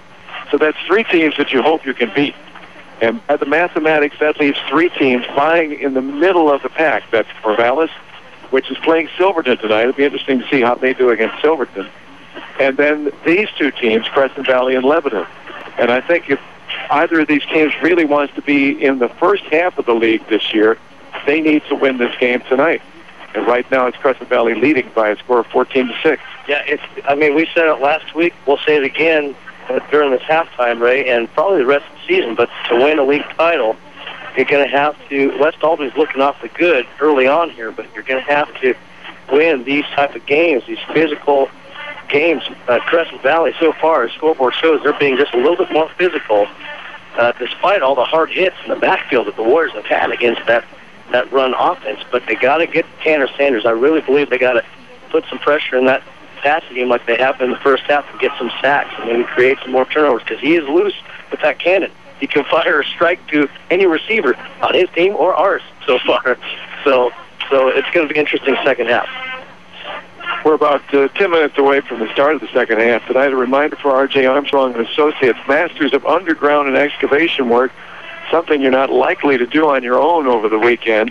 For individuals or commercial business, R.J. Armstrong at 541-451-4286. We'll take a timeout. The staff man is back from the stands. We are in a rather narrow booth here, but inside, which is nice, but not room for three. And there is no room in the inn for the staff man, who is sitting in the bleachers tonight. He is back inside, though, with the stats from the first half. The score is the key thing. It's 14-6 Raiders. We'll take this break, and we'll hear from the staff man when we return on KGAL. Making life easier and more productive, that's what Lynn Benton Tractor can do for you. And it all begins by discovering how the full line of Kubota equipment can help. Benton Tractor, we're still doing business the American way. Highway 99E, Tangent. You'll always get your money's worth where the food is fresh and original at Ixtapa Family Mexican Restaurant in Lebanon. Roberto and his staff will provide a fun and affordable dining experience. So visit Ixtapa on the corner of Highway 20 and Wheeler Street, where parking is convenient and the atmosphere is sweet. The short drive to Corvallis will save you time and money. This is Steve Buckner from Wilson Motors, inviting you to experience the notable difference at Wilson Motors, 5th and Buchanan in Corvallis. Check us out at saveatwilson.com. Has your stove lost its heat? Is your fridge or freezer no longer cold? Does your washer leave soap in your clothes, or has your dryer stopped tumbling? Then who are you going to call? Like New Appliance at 259-1131, of course. Like New Appliance, where every appliance shines like new. 1580 KGAL. Back at Crescent Valley High School, I'm Ray Ray along with Bob Allen and the staff man here. It'll be a little tough. They have to change positions. Not easily done here in the booth. Oh, you're going to put the headphones back there. I'll just stay back here. I don't have to see anything right now. I will even grace you by turning around to look at you. It's nice in here. It's warm in here. Before you do the stats, you have some scores which are of interest. Silverton and Corvallis. Corvallis with a lot of yardage against Woodburn last week. Looked like maybe they could put up a fight against Woodburn. Apparently not. No, Woodburn, you could say maybe they're back to their old ways. West Albany all over Woodburn right now, 56-0 at the half. 56-0 West? Yeah. Oh, boy. But Corvallis and Silverton. Did I say Woodburn? Well, they're both just as ugly, Ray. Corvallis and Silverton. Silverton, 42-0 over Corvallis at the half. Wow. I'm not surprised that Silverton is winning the game, but that's sizable. That's a lot. 42-0 at Corvallis. Dallas was up on South Albany 21-14 at the half. Whoa, that surprised me too. I thought South probably maybe a little better. This was one of South's chances for a win. You know, they still play Woodburn later, but this is definitely one of the lower teams in the league. Mountain View, an opponent from the Warriors earlier, is up 13-6 over McNary. Marist is up 20-7 over Marshfield, and Ashland, another opponent, 9-0 over Churchill at the half. You know, some pretty good opponents there. Now let's get to this game. This game's been not as pretty for the Warriors so far. They only have 116 yards of total offense in the game. They really haven't been able to, do much. Crescent Valley hasn't had much more, but they've had enough. 140 yards of total offense on the game. But the Warriors breathed. They had their chances. They did. They fumbled at the 5-yard line. I couldn't tell what yard line it was. It was down near the goal line. Yeah. I was way over there to the right, so I knew they were close. So that was a chance. And that CV score right before the half was huge for them. Warriors had 8 first downs in the game. They were led by DJ Knuth, who had 7 carries for 38 yards and a touchdown. Is that good? Is that better? That's better. That's better. Okay. Yes. Pravatsky, 4 carries, 14 yards. Marquez completed his first pass of the game, which looked very nice to Matt Tracy for 12 yards. And since then, 6 incomplete passes in a row. So hopefully they got to get that passing game going a little better. 3 of 8 on third downs were the Warriors. So That's not good. Last week it was really good. This week, not so much. Crescent Valley, not much better. 2 of 7 on their third down. Tanner Sanders, 3, 4, 5, 6, 7. 7 for 14, so he's right at 50%. But the ones that he's, thrown incomplete have not been pretty, and he's thrown those 2 picks, also thrown 2 touchdowns as well. 76 yards passing for him. Lassen picked it up there in the later stages of the first half. He had 11 carries for 26 yards, but he had 18 on that first carry, so that's pretty big. Fees, 5 carries for 22 yards, so that's pretty much it. Not too pretty so far. It reminds me of the Boise State-BYU game from last night. A lot of defense, no offense. I didn't see that game last night. 7-6 was the final. Boise State and BYU. And BYU. Did BYU go for a 2-point conversion? Is that why they lost the game? They did. They drove down. Pretty good drive late in the fourth quarter. Bronco decided to go for the 2 in the win without any timeouts, mind you. So then Boise got the ball back and just ran out the clock. I heard a lot of people say it's always after the fact, but the fact that Boise State was not scoring in the game, that they should have gone for 1, gone to overtime and taken their chances, because Boise State did not have a kicker if they had to try for a field goal. And Boise State had 7 points. Their 7 points was a pick 6 by their defensive end. So, no offensive touchdown. They probably should have went for 1. Surprised you that Rocky Long went for the 2?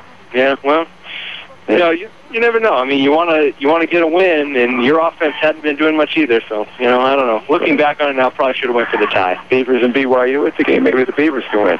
Maybe. You never know. That's a month down the road. As we wait the start of the second half tonight, about 2:36 to go. Are you back outside into the cold this evening? I'm back. All right. Thank you, staff man. Thank you. A reminder from the High School Booster Club. Please become a member of the Booster Club. We always say help to make your high school the best it can be. They need people to assist them in every aspect of school life, not just in the sporting life.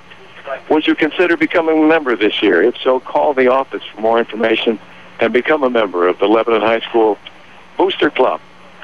All right, time out here. It's a happy sideline here and also out of the field. Some kids out in the field are playing here at the halftime. The teams will be back soon. 14-6 is our score. Raiders with the score, but we'll see what happens in the second half. Certainly the Warriors played well enough. You get the feeling they're definitely in the game, 1 score and a 2-point conversion away, but that they also outplayed the Raiders, darn it, in the first half, and maybe in the second half, maybe magic awaiting. Yeah, I feel, here come the Warriors right now, but they need to play with a lot of passion, a lot of pride the second half, and just take it to the Raiders, because the Raiders took it to them. Looking at the stats, Ray, and one stat that Statman Brothers didn't have, I had 55 yards in penalties for the Warriors, 6 penalties, and that last one was one that really hurt, the DJ Canute pass interference. That was on a 3rd down play. Well-defended ball, but got to overcome those things. It's part of football. Let's take a timeout. We'll be back for the second half tonight and hope for the best at the half. 14-6 Raiders on top of the Warriors as Warrior football continues this evening at 1580 KGAL. Lynn Lanes in Lebanon, home of the best burger in town. Good family fun. Bowling. Open every day and until 1 a.m. on Friday and Saturday nights. Ballistic bowling starts at 10 on Saturday nights. Stop by Lynn Lanes in Lebanon.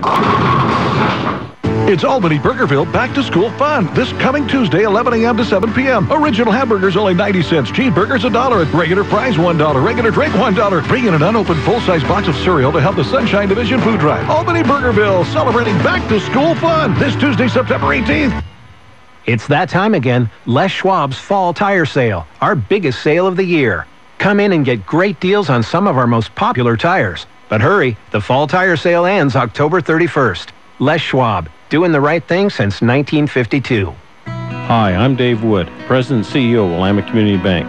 We are proud to support our local high school sports, music, and scholastic programs. Be part of the team and get behind our schools and our future leaders. Willamette Community Bank, service like no other, we promise. Member FDIC, equal housing lender. Good, tasty food. That's why Bing's Kitchen has been a lunch and dinner favorite for over 40 years. Choose Chinese or American meals that can satisfy the entire family or a gathering of up to 40 people on the South Sanium Highway in Lebanon. Choose Bing's Kitchen, where the food simply tastes best. We're Linco Federal Credit Union. Keep your money in Linn County with Linco Federal Credit Union. Enjoy a visit with one of our friendly staff at a neighborhood branch near you today. Linco Federal Credit Union in Albany, Lebanon, and Sweet Home. In Linn, you're in. 1580 KGAL. Well, as Crescent Valley returns in their black shirts and the yellow trousers and the red stripes, the Warriors in the red pants and the white shirts with the red letters or red numbers on the far side of the field tonight. Looks like a nice Lebanon crowd here, not a great distance to come, just across the bridge here on Highland in Corvallis. Crescent Valley leading 14-6. I am not surprised that Silverton leads Corvallis, but when they gave the score here, it drew a big cheer, 42-0. Silverton, the Foxes, leading the Spartans, and the crowd here, you would have thought it was their own team. It was Christmas, you know. They were just so elated. And what a number. I mean, Silverton has always had offense, Ray, but coming into tonight has only surrendered 27 points. They already pitched a shutout against Bend, and they're pitching another shutout against Corvallis. So they got offense, and they've got some defense. It's impressive what they have done, and West rolling up the score, as expected, against Woodburn tonight, 56-0 at the half. Gosh, Woodburn had won 2 games for something that, I don't remember the exact number, but it was something like the first time in 20 years they won their first 2 games. But they're also, and we've seen this in basketball and football, Rob, that they schedule Cleveland, not the Browns, which might be a good idea. They're pretty bad. But it's some of the schools up that way that also have pretty poor records in both basketball and football. And they schedule each other, and Woodburn has been able to win some of that recently, and they did it this year. But then they were blasted last week by Corvallis, which is being blasted by Silverton 42-0. Imagine what happens when Silverton meets Woodburn. So Woodburn is having their problems again, and gosh, you just feel sorry for them. I'm surprised that they get people to come out for football. They're a soccer school. You know, we've seen when we're up there. We've seen them one year. We saw that one year where they really took it to beat the Warriors. But we've seen the crowds that come out for football are very sparse. Yes. And the same for basketball, even at that nice gymnasium there. They have really nice setting. When the team outnumbers the crowd, that's not good. And they've been decent in basketball. Certainly have beaten the Warriors. Baseball is really what I should say. Baseball and football. Baseball is the only team in the league that has the 10-run rule. They used to have the mercy rule for everybody, and that is, although there's 7-inning games in high school baseball, so at 5 innings, after 5, the mercy rule would take effect, and that would be if the team has a 10-run lead, the game is over. They dropped that mercy rule a couple of years ago, the last 2 seasons, and the only team to which it applied was Woodburn. If they wish to concede after 5 innings and they're down by more than 10 runs, they can. If they want to keep going, they can. But that's tough. That is. But they got us in speech. They can kill us in speech. They have their whole gymnasium is outlined with speech champion. They are debate champion. Well, that's right. You're right. Yeah. Remember, their school motto is in 3 different languages: Russian, Spanish, and English. We are ready for a kickoff here to start the second half. The Warriors received in the first half, and this means, unfortunately, they must kick, and the defense needs to rise here, not to allow the team to get 2 scores down. They've only been able to put 1 on the board in the first half. They trail 14-6, and we start here at halftime with a kick. It is a ground ball that is taken at the 25, and the fumble on the play, but I think Warriors got it. The Warriors say they have it. I thought maybe whoever it was that tried to grab it for Crescent Valley fell on it, and I believe he did. Oh, so close. I didn't catch the number of who was back for Crescent Valley, but he got met. Go ahead, Ray. Well, he was met head on, and there was a fumble on the play. Oh, I turned that, no wonder it's so loud. We've got everything's backwards here, including where I turn around. When I went to turn up Scott, I turned myself up because the machine is turned backwards. No wonder it's so loud. But whoever that was returning the ball for Crescent Valley, when he fumbled, it looked like when he fell back and he was smacked hard, fell right on. Here's Lassen with the first down of the second half, and again he is thrown for a loss. The Warriors are on him quickly. They alternated him with Tanner Fees, who had positive yards and looked like a force.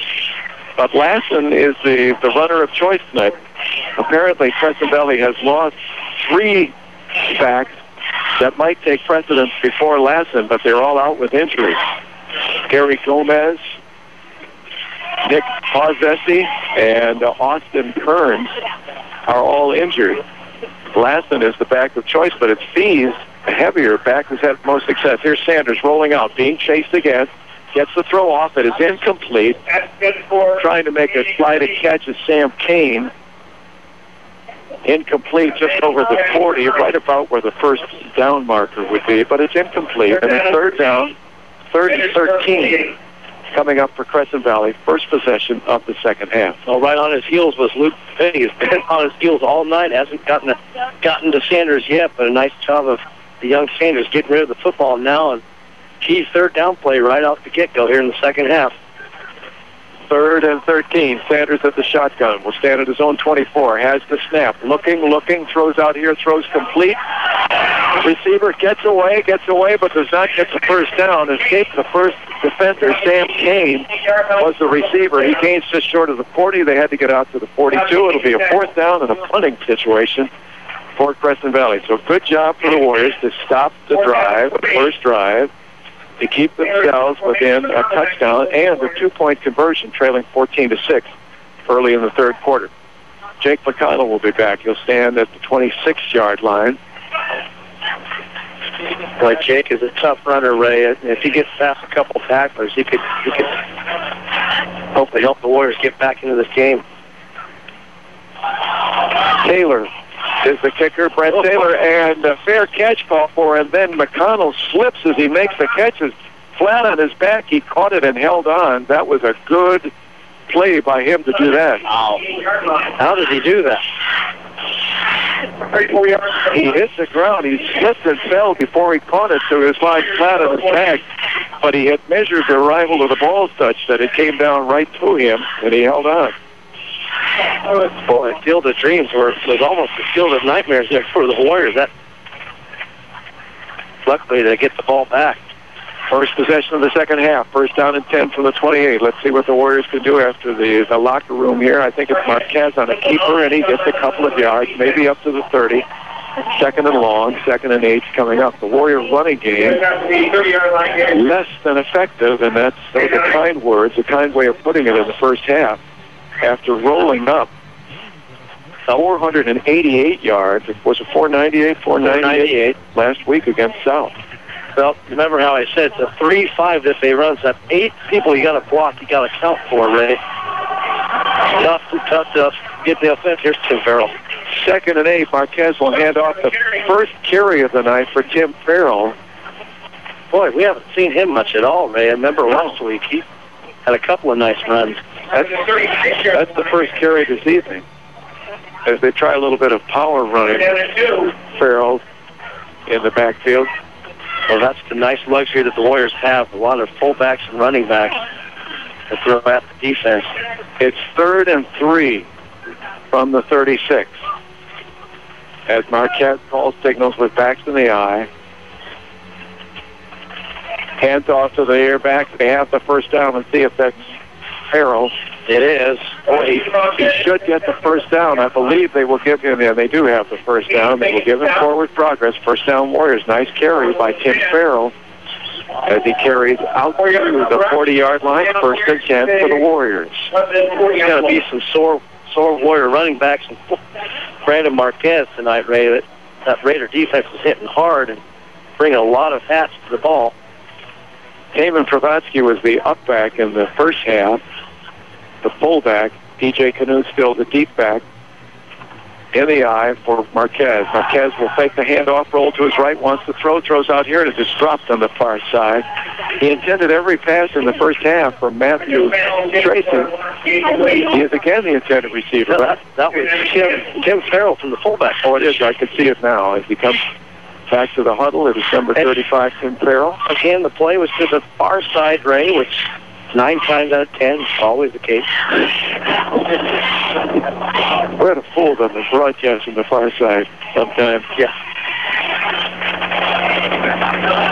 So it's 2nd down and 10 after the incomplete pass is Marquez will pitch to DJ. DJ tries to get a box, right side, gets a little bit of room, gets some yardage, gets out to the 45-yard line, but it will be a third down coming up here as he gains to the 45, picks up about 4, let's say 3rd and 6 for the Warriors.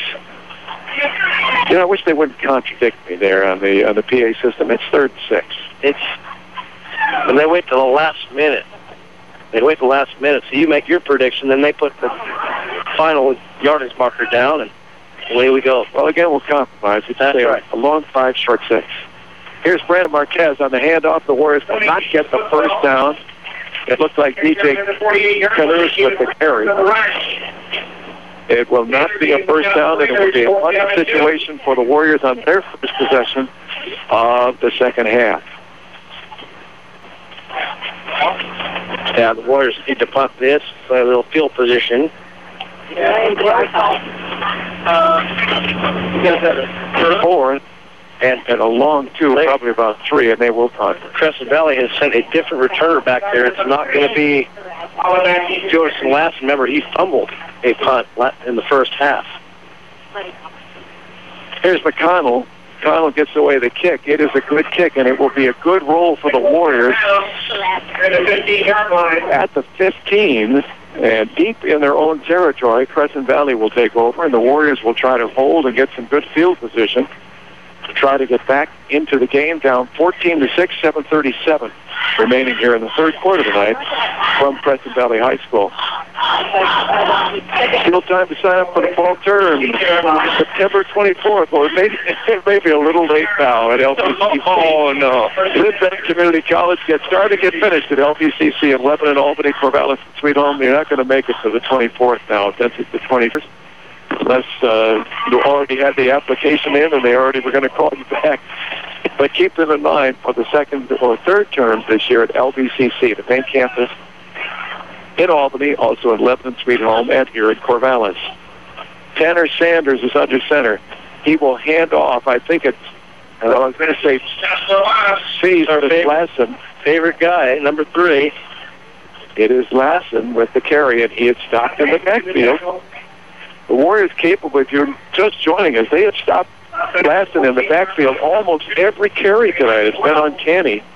Tanner Fees, who is a much heavier 150-pound Lassen and 220-pound Fees. Fees has had some success, but when he's healthy, they have stayed with Lassen, and again, he's stopped in the backfield. It's a second down and 12. Jodison is his first name, Jodison, Jodison Lassen. How many times has it been third and more than 10 or 12 for Crescent Valley, too? Tanner Sanders at 6'5" is the quarterback. He will fake the handoff and will roll out as he does. Rolls to the right, wants to throw, throws over the middle and throws short. For his intended receiver, a flag is down. Jared Baumgartner, the intended receiver, short pass at the 40. And let's see what the flag will do. An eligible lineman downfield. So the Raiders guilty of the infraction. 6:44 remaining in the third quarter. See if they will march them back for another second down play. And they will. In the field position game now. Let's see where the ball will come as the Raiders move up. They were back huddling about the 5-yard line as they move up. Oh, it's declined. The Warriors say no. They come back to the line of scrimmage at the 15. And it's a third down at 12 from the 15-yard line, and Sanders will operate from the shotgun. Has the snap, steps back, and he throws out here, and it will be too long and incomplete. DJ Canoes with coverage on the receiver. The ball was thrown out of bounds. DJ slipped and fell, too, but the ball was just over the arms of the intended receiver. Well, good job by the Warriors, 3 and out, eh? And the Warriors will take over, and they should get that good field position that we spoke of. Hunter is standing as Taylor at his own 1-yard line. He will get the kick away as Jake McConnell awaits it at the 50. May have a chance to return. Bobbles it, and now he will not, and he's lucky to hang on to the ball at midfield. What is going on? Jake McConnell earlier on a punt slipped and fell and lying flat on his back. Fortunately, the ball came down right at his stomach, so he was able to hold on to the ball. Perfect to make a catch on his back. This time, he fumbled the ball. He reached down for it. He was anxious to get started on a run. He fumbled the ball but picked it up immediately and was tackled immediately at the 50-yard line. So, again, fortunate just to hang on. The Warriors have the ball 50 yards away from a touchdown and perhaps a tie, trailing 14-6 as Brandon Marquez is the quarterback. He will hand off this time on first down, I believe. And that would be Tim Farrell, I think, still in the backfield. At the beginning of the file, I have no idea. There were two guys with the ball. It's like Brandon. It's somehow Damon Provatsky. It's Provatsky back in the backfield. Two guys emerged in the pile. It's one of those where Marquez is hanging onto the ball, and so is the back. Simultaneous possession. So David Provatsky is back in the ball game. DJ Knuth is still the deep back as he's been all night. Brandon Marquez. Marquez will hand to Knuth. He's got a good head of steam, and he's got perhaps a first down as he dives forward through a crowd down to the 40. That should be a first down. And is it? It should be. They're going to wait close to measurement. Move the ball back just a little bit. The official will look and say first down. No, third down. It's close enough to measure, I think, but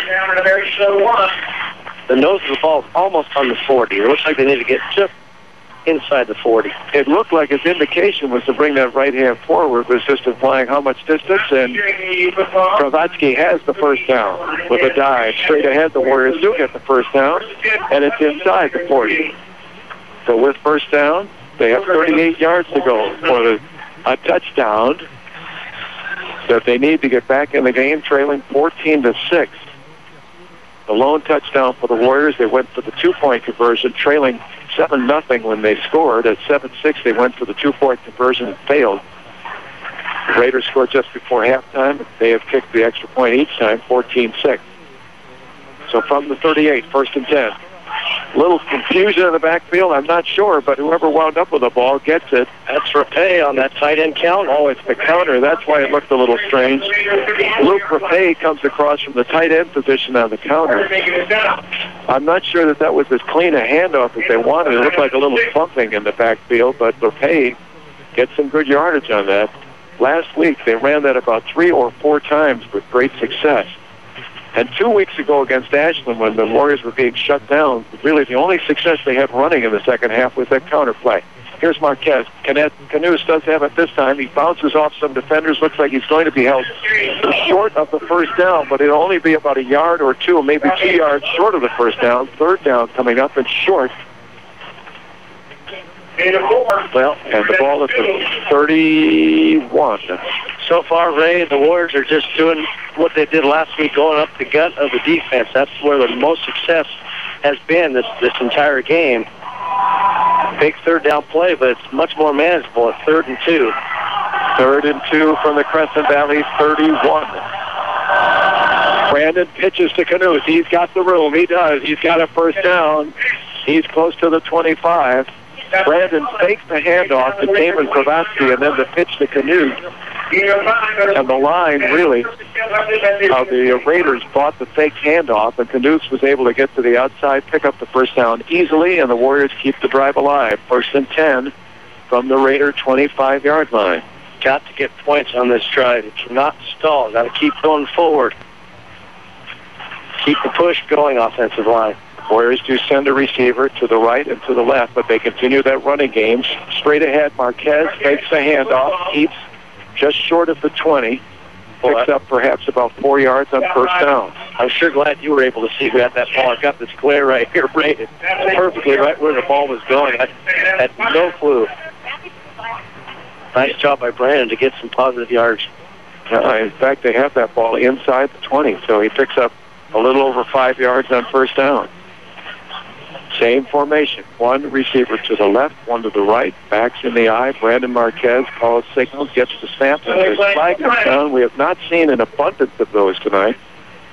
And really, You know, the Warriors have been pretty penalty-free in most games, although they had costly penalties in that first half, as you pointed out. Yes, this will be the 7th of the game for the Warriors. Is it the 7th? Oh, it was a penalty against the Raiders. Oh, first down for the Warriors. First down at the 15-yard line. It's been offside alignment. Maybe someone lined up in the neutral zone prior to the snap. We'll take that.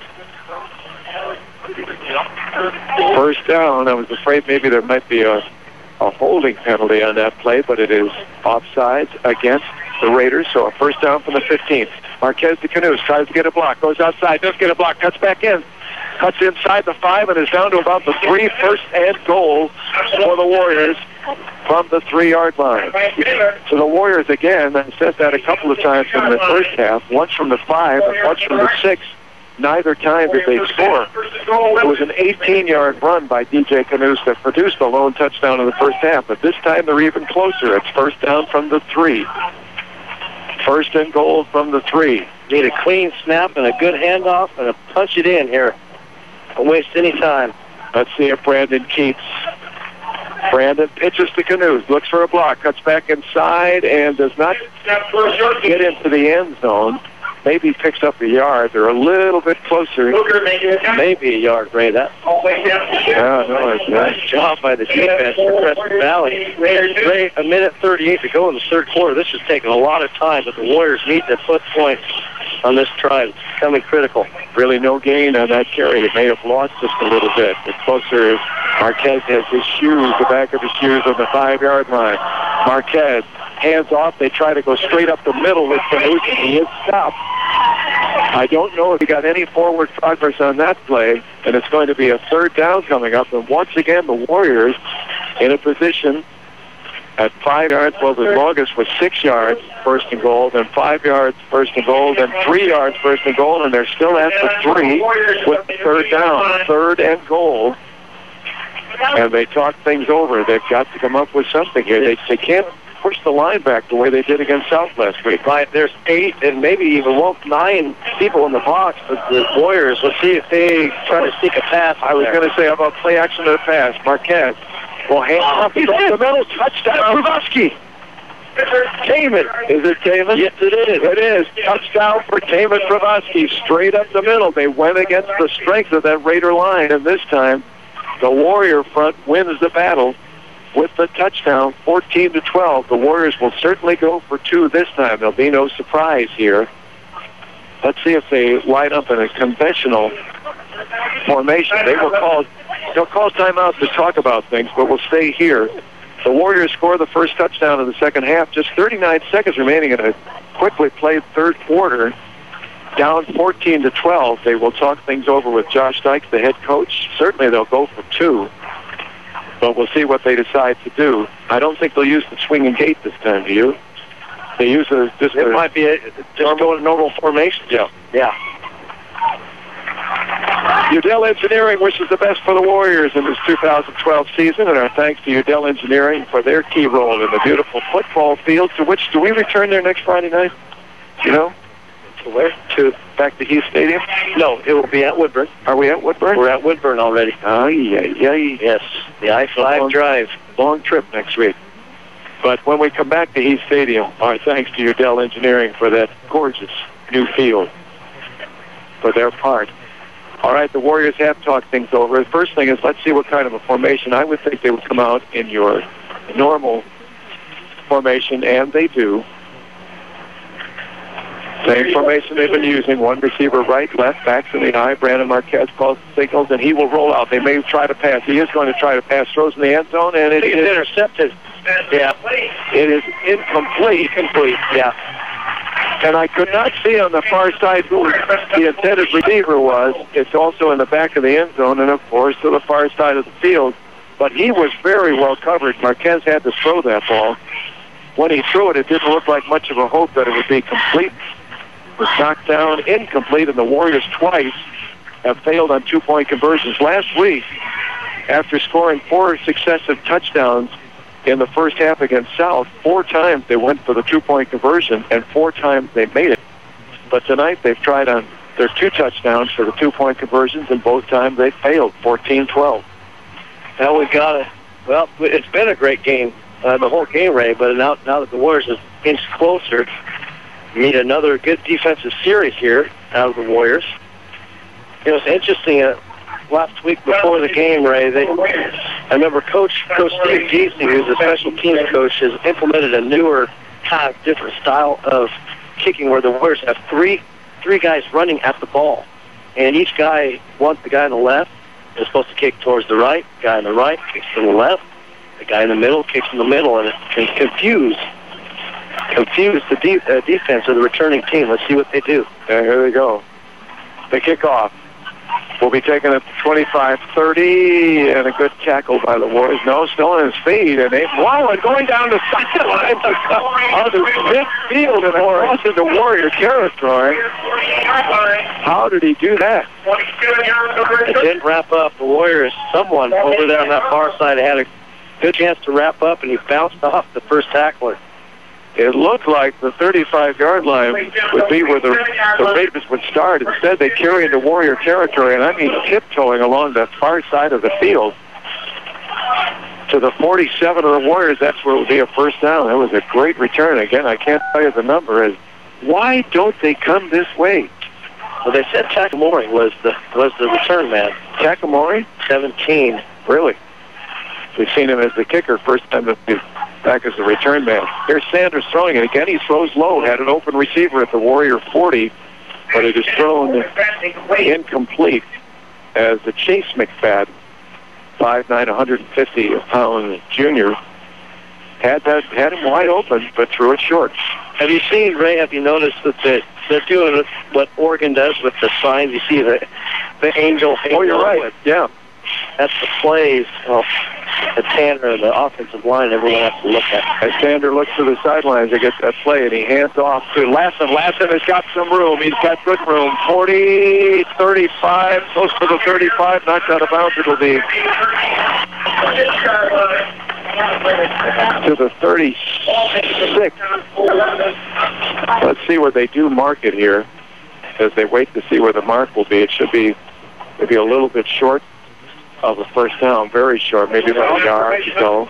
Close enough for measurement. And they'll bring out the chains. 21 seconds remaining here before the half. It's been a quickly played the third quarter. Here come the chains finally. 14-12 Crescent Valley. Let's see what happens as they bring the chains out. It's awfully close, obviously. That was a nice play drawn up by the offensive coordinator for the Raiders there. A design draw play as the Warriors out the backfield. Before, during, or after the game in Lebanon, grab a hot, ready $5 pizza, first down. Grab a hot, ready $5 pizza at Little Caesars near the River Center, the new and only Little Caesars in Lebanon. If you're out that way right now, they're open for you at Little Caesars near the River Center. So a first and 10, 21 seconds remaining, a first and 10 at the 36 as Crescent Valley is on the move thanks to that terrific run back on the kickoff. Boy, it looked like he was dead at the 35-yard line. Warriors defense needs to tighten up more now than ever. Running the sideline, return it into Warrior territory, and they picked up the first time. Warriors almost jumped. In fact, they do. On the left side of their line. I think that was Luke Raffay, number 43. Against the Warriors.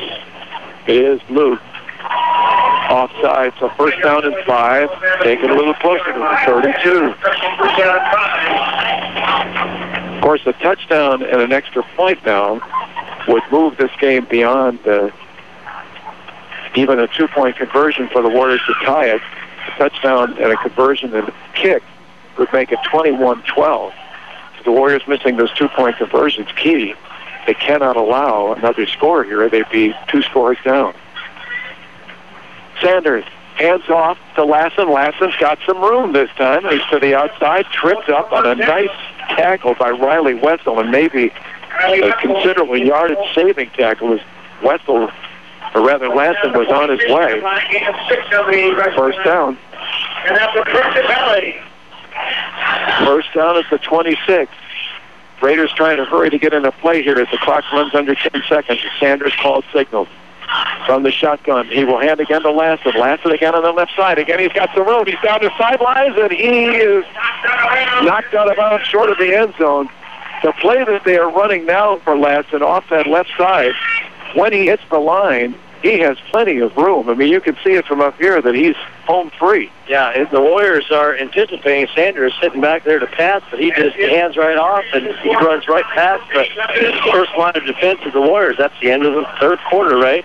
That ball, where's the placement down there? It'll be about the 9-yard line, first and goal. It is on the far side. Looks like it's just inside the 10 where the officials are standing. That's where the Raiders will take it as we start the third quarter. They're up by 2, 14-12. 3 quarters done tonight. The Raiders and the Warriors on KGAL. Family owned and operated since 1979, Crabtree Auto stresses the small stuff when it comes to maintaining your vehicle. An oil change every 3,000 miles is a small thing now, but adds up to big rewards down the road. Crabtree Auto's ASE certified technician can help your vehicle maintain its reliability beyond 200,000 miles. Crabtree Auto on Hill Street, just south of 9th in Albany. Need tires? Hi, this is Don from Crescent Tire Factory. From lawnmowers to tractors, cars, and trucks, we have what you need. And Crescent Tire's ASE certified mechanics can help you with your brakes, shocks, struts, alignment, oil changes, and stuff you won't believe. Even propane for your barbecue and RV. Crescent Tire Factory, still at the Y in Lebanon. Mama's Fine Italian and Wine Shop, offering lunch and dinner, takeout, and catering too. Here's Bob. Come down and visit us and try some of our hand-tossed pizzas, my friends. That's right, hand-tossed. Mama's Fine Italian and Wine Shop, in the heart of Lebanon on Oak, between Main and 2nd. At Walmart, you'll find lower prices always. That's their pledge to you. And now with the Walmart Superstore, that means you'll find lower prices on just about anything that might possibly be on your shopping list. Walmart, bringing you what you want. Lower prices. KGAL. Back here at Crescent Valley, and the Raiders were offside. I thought maybe the Warriors jumped. I saw Luke Rapay jump, but he was induced by the Raiders, so that will cost them 5 yards. And they are back to the 14. It'll be first down and goal from the 14. I thought for a moment the Raiders were about to get half the distance to the goal line. As you can see, Luke Rapay moved, but he'd been drawn offside, so instead it's first and 14. Sanders will operate under center this time. He'll handle last, and he'll try the right side. This time the Warriors are going to chase him. He does cut around the corner. Gets back inside the 10. Boy, he's showing better speed on these runs. There's a couple of times the Warriors have looked like they're going to stretch him out and get the tackle, but he manages to get around the end. I think they've decided to get him out around the edges, Ray, instead of in between the tackles. I'll place down at the 7-yard line. It's that 7-yard line, second and goal now. From the 7. Second down. Sanders again under center. Hands to Ladson. He'll try the right side. This time he's pushed up in the back. That was something we saw over and over again. It is Taman Pravatsky, got it by the ankle. We saw it over and over again in that first half. But suddenly when he hits the line, there's room for him this time to make some cuts. And you could see it when he hits that line that there's an open space. But that time Taman got him by the ankles and saved what might have been a run for a touchdown. Boy, they're getting this play, taking a long time to get this play in, but of course there's no huddle. So third down and goal from the 9 as Sanders will operate under center, fakes the handoff, rolls out here, wants to throw. Looking, throws in the end zone. No. The pass was out of bounds. A good job of coverage. That was a nice catch, but just out of bounds. As the Warriors stayed right with the intended receiver, and that was Derek. Not Chase McFadden. 23. Was it 23? 10. Was it 10? 10. Okay. Yeah, and how do you pronounce that? Derek? Well, Derek Weah. Yes, on the coverage. I beg your pardon, Ray. I'm sorry. Derek Weah. Here comes a field goal attempt. So they hold him to the field goal attempt. 5-yard field goal attempt by Takamori. Kevin Takamori kicks it. Boy, this is a nice kick. It looks good, and it is. We'll call it a 26-yard field goal. The ball was at the 9. 26-yard field goal. 11 minutes, 7 seconds remaining. It increases the lead to 17-12. But that's doable for the Warriors in the game. A touchdown puts them back in front. A very, very good substantial defensive stance by the Warriors. 17-12, 11-7, 11:07 to go third quarter.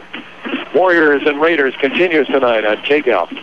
Crescent RV at Albany has the new RV models on the lot now, ready for you to buy. Crescent RV Service Department has a new truckload of parts and accessories on sale just in time for fall fix-up. From changing a light bulb to rebuilding your entire RV. No job is too big or too small for Crescent RV in Albany, where friends send their friends.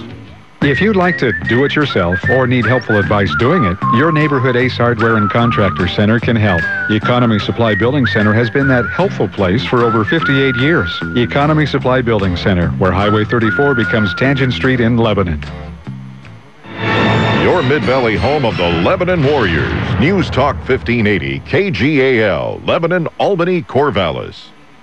17-12, but a very, very good defensive stance by the Warriors to hold the Raiders to a field goal. I mentioned if they'd gotten that touchdown and an extra point, they would have been 9 points up.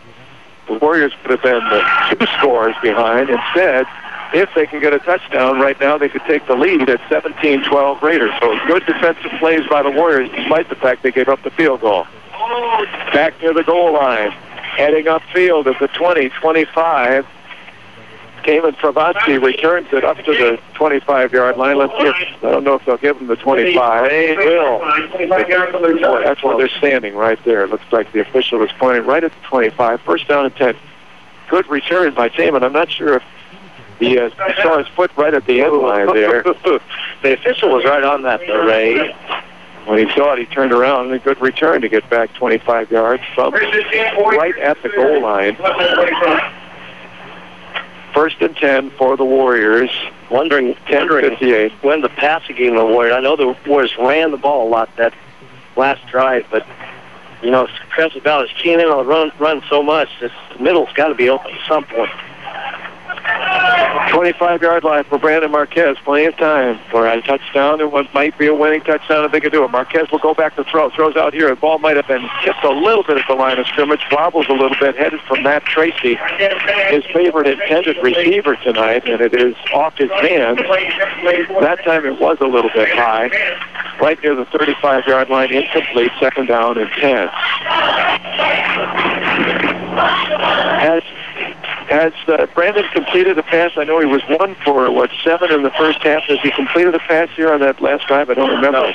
So since the first pass that he threw tonight, he has not completed one. Here's a handoff. They will try the middle and a couple of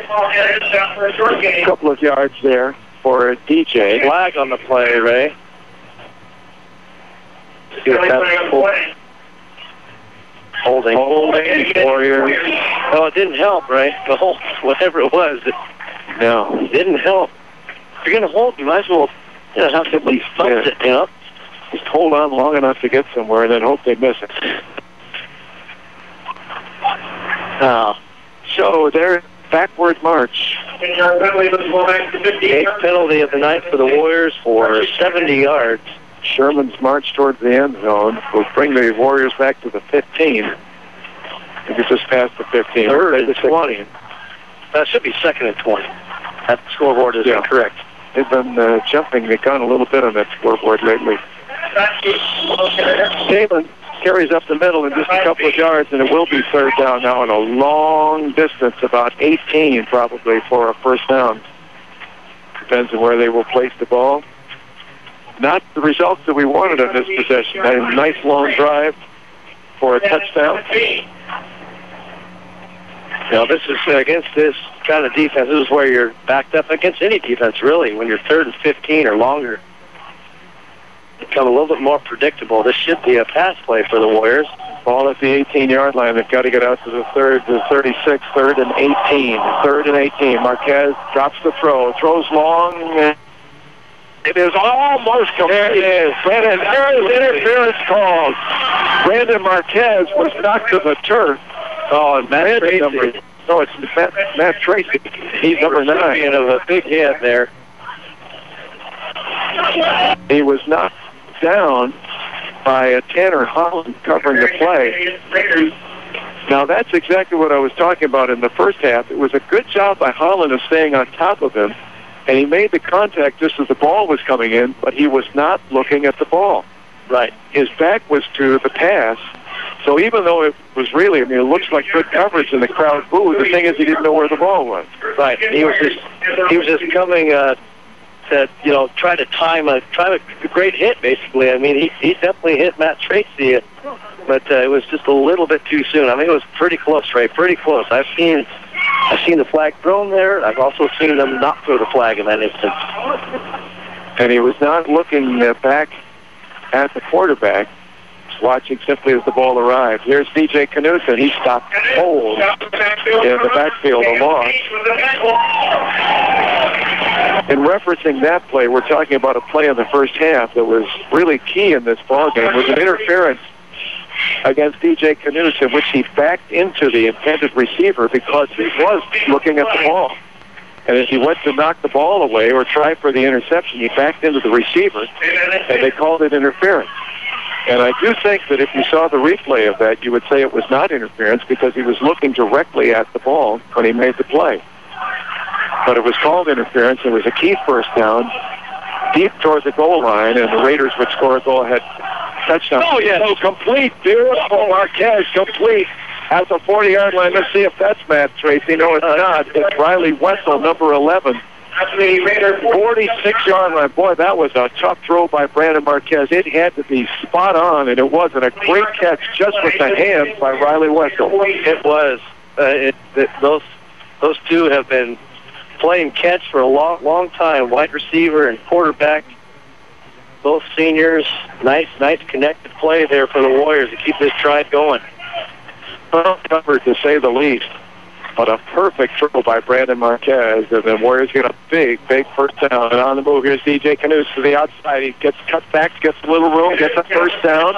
Inside by about the 35-yard line. Long and run. Boy, the pass took him to about the 47.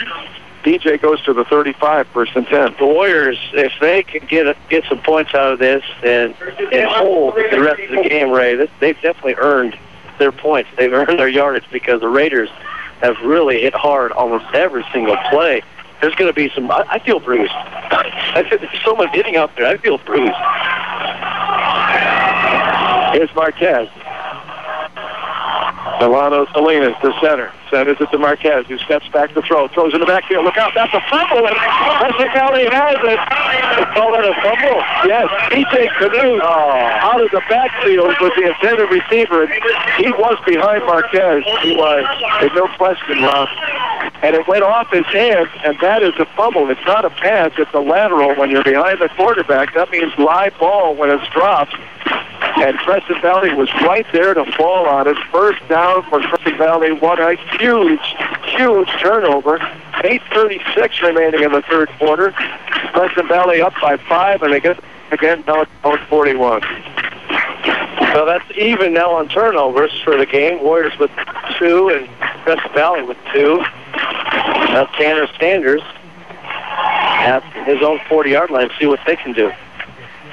Handoff from Sanders to Lassen. He tries to cut the corner around the right side, and he is thrown for a loss. That time couldn't make the cutback soon enough. And the Warriors will throw him for about a 2-yard loss on first down. I don't know that I have seen it running back in the years that we've carried the games. That's been numerous, of 210. Get thrown for that many losses on the night, and still the team has the lead. I know. It's not like it really affects them. It just kind of keeps the defense honest. And 2nd and 12 as Sanders hands to Lassen. And it's not Lassen. It'll be Tanner Fees. Tanner Fees with a little more success in making that cut straight into the line, this time off the left tackle. He does pick up 4 yards. Jake May had him, Ray, and was trying to strip the ball loose rather than wrap him up. Fees picked Jake for another yard or 2. A key third down play for the Warriors. Third down and a long 4. Sanders will go to the shotgun on this third down. Steps back and he throws out here, has the receiver open. First down, he's on the sideline, he may score. The last one to get him in will bring him down. Alan Maw on the far side, 13 Allen. Alan Maw makes the tackle. Well, Sanders that time found a wide open receiver who had a lot of room out there. He was open at about the 25-yard line, and Sanders threw a strike on that ball. Alan Ma made a saving tackle catching the receiver behind, but it's a first down and 10 at the 43 is what it says on the scoreboard. I don't know who's running the scoreboard now, but inside the 10, down to the 5. Now they're going with the power game with Fees. And this would certainly salt the game away, I'm afraid, with 7:03 to go. Hand off to Fees, he's got the touchdown. Boy, there was nobody there to beat him at the line, Rob. When he hit that line, he knew he was going to score, although he was 5 yards away. Yeah, they weren't ready. No huddle. They just went no huddle, hurry up offense, and we walked in. So a 5-yard run by Tanner Fees after a beautiful pass from Sanders. Who did we say caught the pass? Did we catch the number? Did we catch the number of that train? Too far away. Here is the kick by Giacomori, and it is good. No good. No good. No. It's a bad angle here. He certainly had it high enough, but it's wide. 23-12. However, that would be quick mathematics at 11 points differentiation, and that's 2 scores. That's going to be tough for the Warriors with 6:57 remaining. We'll take a timeout. 23-12. Raiders on top. We'll see what the Warriors can do when we come back. You will come out a winner at Power Honda. Their talented staff will show you how easy it is to get the vehicle you want and the payment you need. Check out mypowerhonda.com. Call 928-0122 or just go in to Power Honda, Highway 20 east of I-5 in Albany, your Honda superstore. Making life easier and more productive, that's what Lynn Benton Tractor can do for you. And it all begins by discovering how the full line of Kubota equipment can help. Benton Tractor, we're still doing business the American way. Highway 99E, Tangent. You'll always get your money's worth where the food is fresh and original at Ixtapa Family Mexican Restaurant in Lebanon. Roberto and his staff will provide a fun and affordable dining experience. So visit Ixtapa on the corner of Highway 20 and Wheeler Street, where parking is convenient and the atmosphere is sweet. The short drive to Corvallis will save you time and money. This is Steve Buckner from Wilson Motors, inviting you to experience the notable difference at Wilson Motors, 5th and Buchanan in Corvallis. Check us out at saveatwilson.com. 1580 KGAL. The kickoff will bounce into the hands of Damon Fravatsky, who comes up to the 20, 25-30. The near side, he's knocked out of bounds at the 32. I would thank him. Number 32, Damon Fravatsky, knocked out at the 32. Thank you for coming to the near side. Good to see you. Yeah. Hope to see you soon. Haven't been able to see you most of the night. Jonas and Lassen with the hit on Fravatsky. He lost his helmet, Ray. That kid's a tough kid. He talked about how many times he's been tackled for loss, but he had a nice stop there on Fravatsky to run him out of bounds.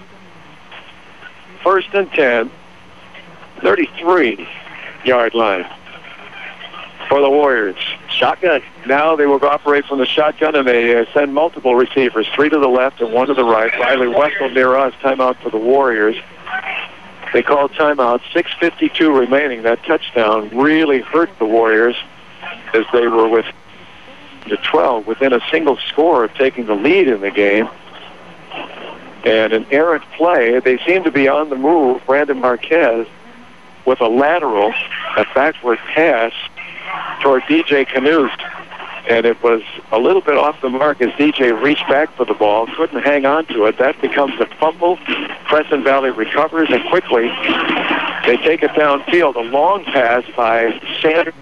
Catch the name of the truck that caught the ball on the far side. Riley Wessel made a saving touchdown, but they had the ball at the 10. They got the ball to the 5-yard line, and then Tanner Fees, their bulldog of a back, 220 pounds, ran it in for the touchdown, and it's 23-12. And 13 points off of 2 Warrior turnovers. The Warriors, no points off 2 Crescent Valley turnovers. That's the difference in the game so far, but the Warriors still have time to try to get something going. Warriors from the shotgun. Marquez rolls to his left. Rolls out here, has to throw, and throws complete. Wrapped up fumbling the ball, but picking it up. Marquez got hit hard there.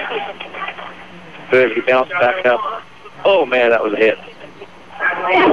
Tanner Fees with a hit. Ooh.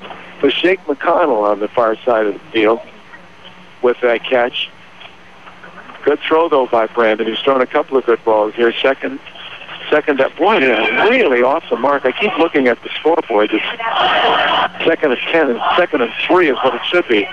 But here's a direct snap. Marquez will take it, and he holds on. He's down inside the 40, 35-yard line.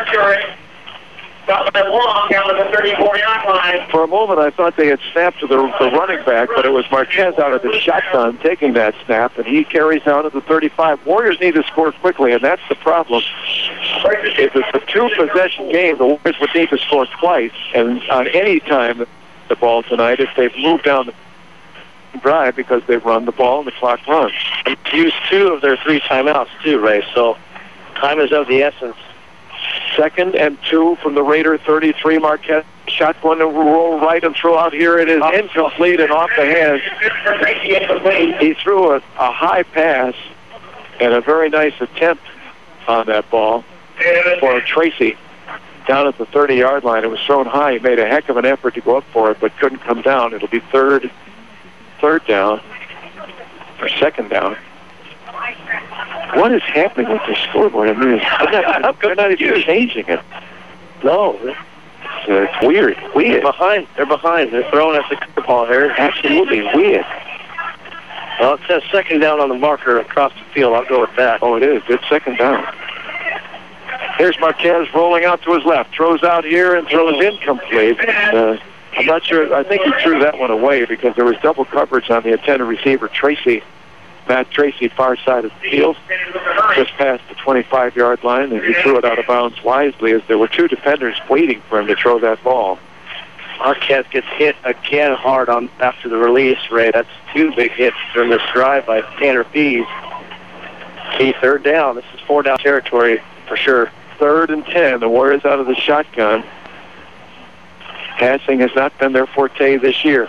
Marquez again running on the play, a direct running play. He's got the first down. He is close to 20. Boy, Marquez, and those are intended running plays. You can see that he has no intent to throw. When he grabs the ball out of the shotgun, he puts his head down immediately and runs. And it looks like CV drops back in coverage. That's what he's trying to do.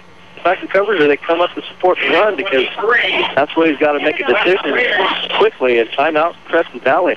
Second good run on this drive by Brandon Marquez, but time is short. 5:35 to go. First down 10 from the 13. But if they can put this across, it would be certainly their quickest drive of the night, and that's what they need. But I mean, opening it up with the shotgun, Ray, this has been one of the best drives, quickest drives. I mean, the other scores have taken long and drawn out. But Brandon back there, you just don't know with his legs. You don't know in his arms. You don't know if he's going to throw, and the defense has been caught off guard a couple times. You know what's ironic is running is their strength, and they can't run right now. They need to get the ball down the field faster, so they're passing, which is not their strength. But it's the running play off of the pass formation that is producing the yardage. That's exactly. It looks like a passing formation. You have 3 receivers to the right, 1 to the left, a back for protection in the backfield, but Brandon clearly is looking for a lane to run, and that's why Crescent Valley called the timeout. I think part of it was to rest, but also to discuss how to defend this.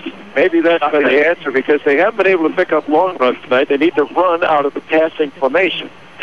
Not out of the normal power formation. They will again line up in the shotgun.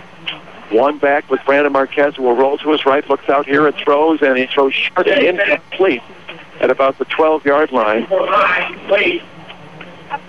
So what do you bet that he's going to... Looking for the intended receiver? Yes. Alan Ma. Alan Ma. Headed for Alan Ma. A little different there. He is a receiver type, but normally not in the game as receiver. 2 receivers right, 1 left. And again, Marquez runs out of the shotgun. He does pick up yardage. This time not the first down, but good yardage inside the 10. And a 3rd down coming up gives them a good shot at the first down and even a touchdown as they're inside the 10-yard line at the 9. So there's the run. The clock runs at 5 minutes and 11 seconds to go. 3rd and 5. This is a good down here to try to pass. Brandon will roll to his right. Looks out to throw. Throws here. Yes, on touchdown Warriors. Touchdown Warriors. Matt Tracy in the end zone. Good throw by Brandon. You know, I said a couple of times tonight on long throws that were very well covered. Not the fault of the receiver for not catching the ball, but Brandon Marquez on a couple of long throws, particularly in that first half, put the ball on the mark, the only place it could have been caught. He has thrown much better tonight than we've seen him, and he threw a couple of nice balls on this drive, including that touchdown to Matt Tracy. Warriors were lining up for a kick, right? But they called their last timeout at the 5-minute mark. They have no more timeouts left in the game.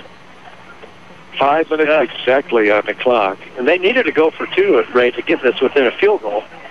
Because Brandon does have a leg enough to squeeze in a 30, maybe 35-yard field goal attempt if it gets within that range. But I don't know why the Warriors needed to call a timeout there to discuss that. That seemed like that was an eminent thing to do. Go for 2. I don't think that they would be discussing what they need to do. Is probably how they're going to do it. Yes. Because you're absolutely right. They were lining up. The team was lining up for an extra point. I don't know why they were lining up for an extra point. Oh, wait, I didn't see that. Yes, Brandon was. They had the tee. They had the holder. It was not the swinging gate. It was normal formation. Yeah, you're right. Somebody. I bet you Coach Dykes did not want to spend a timeout on an extra point here. Yeah, they will line up to go for 2. He must have had a heart attack when he saw it, because there is no sense to get the 1 point. There's nothing you can do at 19, and it won't make any difference if you don't get the 1. He gets the 2-point conversion straight up the middle. Looks like Raffay. Nice. A pass from Brandon Marquez to Luke Raffay for the 2-point conversion, 23-20 with 5 minutes to go, and that was not a long. That was only about a minute and 57 seconds after Fees scored that 5-yard touchdown play. And I wasn't sure that they could do it that quickly. I didn't think they could, because they've taken their sweet time about drives tonight, because they had to run the ball, but they were passing the ball very successfully. And we forgot about how the Warriors have implemented at the beginning or during their training camp. They noticed that Oregon, when they went against Wisconsin Ducks, they implemented a jet series package that Oregon runs out of the shotgun, and it's a read option type of offense, much like the Ducks. That was very nicely operated 2-minute drill. Speaking of Oregon, their game against Arizona tomorrow night seems to catch everyone's fancy, and they have under-over on how many points. 100. Somebody shows 100 on yardage. 900 yards. They're favored by 23, I think. I find that hard to believe. Against a ranked opponent. Ducks in Arizona tomorrow night, 6 o'clock pregame, 7:30 game time here on KGAL. Warriors certainly back in this game. We'll try the onside kick. It did not go 10 yards. No, it'll go right to Crescent Valley, though, in good field position. So Crescent Valley takes it where it goes out of bounds, which is the 47. They tried the onside kick. Did not go 10 yards. They're the 47-yard line of the Warriors is where Crescent Valley will have the ball. Still 5 minutes. That's the second time on.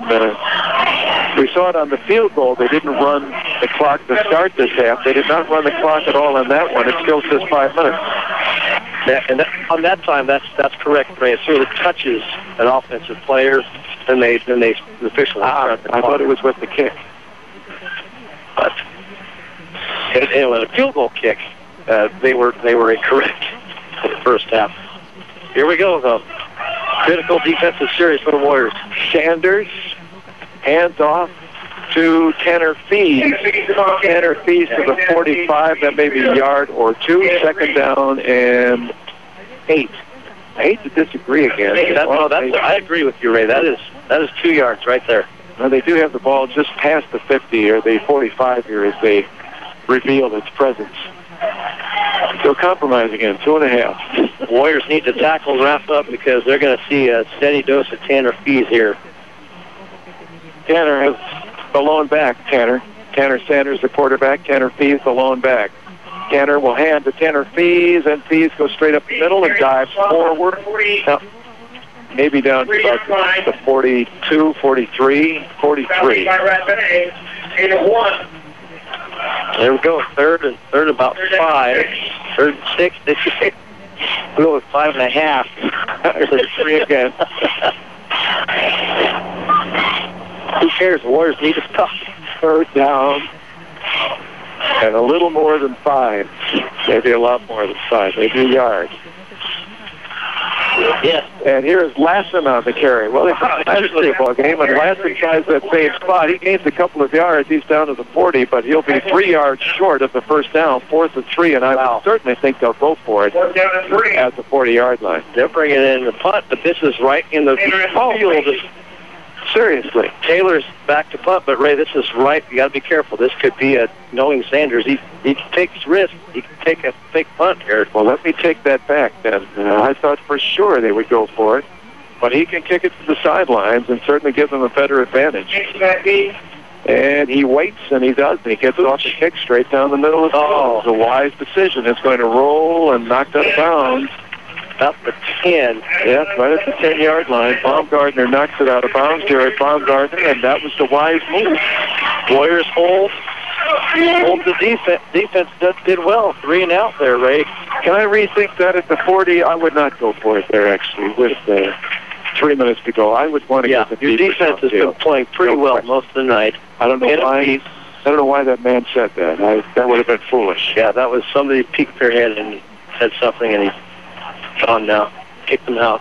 She kicked them out of here. So the Warriors a long, long way from pay dirt and a victory, I would assume, if they can get it. But 90 yards to go with 3 minutes and 6 seconds, and they'll operate from the shotgun.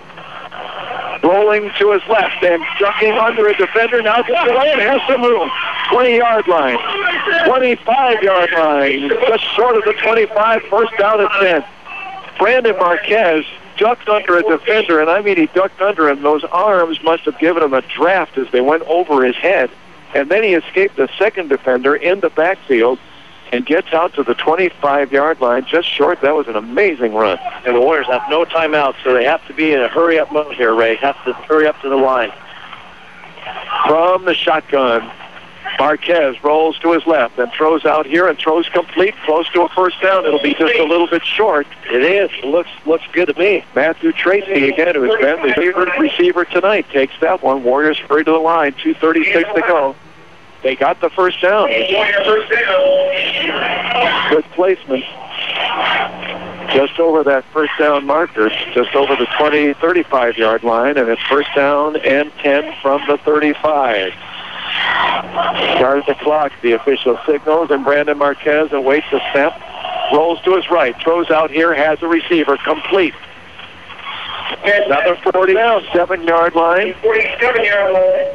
And let's see who that Riley West. Number 11, Riley Here West. we go, Ray. Midfield, 3 plays. First down and 10. Time. First and 10 from the 47, 2:21 to go. Pass complete.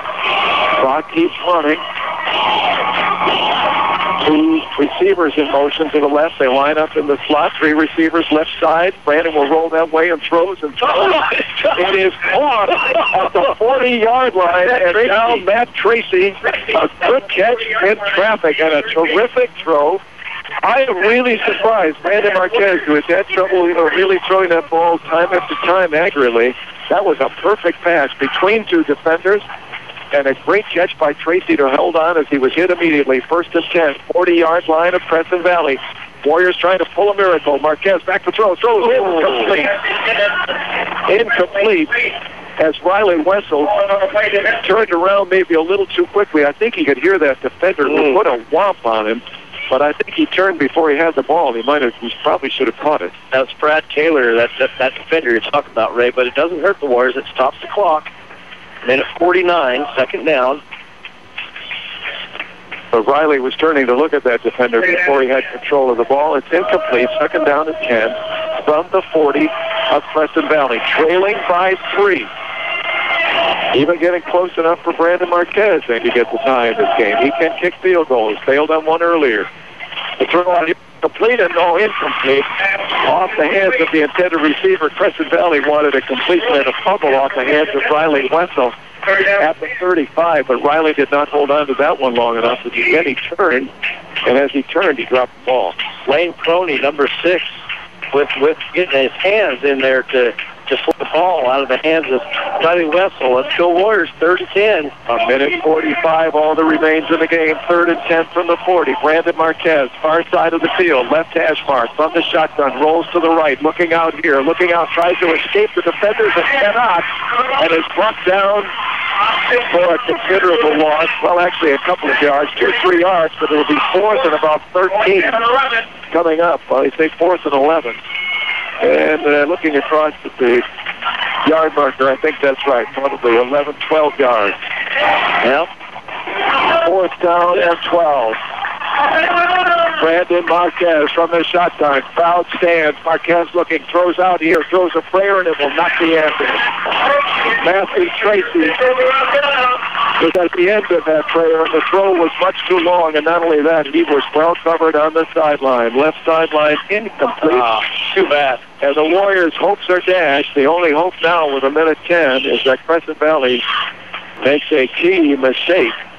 Up by 3 and a minute 10 to go, and with the ball at their own 40-yard line. The Warriors gave it a good shot. 4 passes fall incomplete from the 40. And 2 of them were very catchable, Ray, right in the hands of Riley Wessel. But at this point, well, it's victory formation here for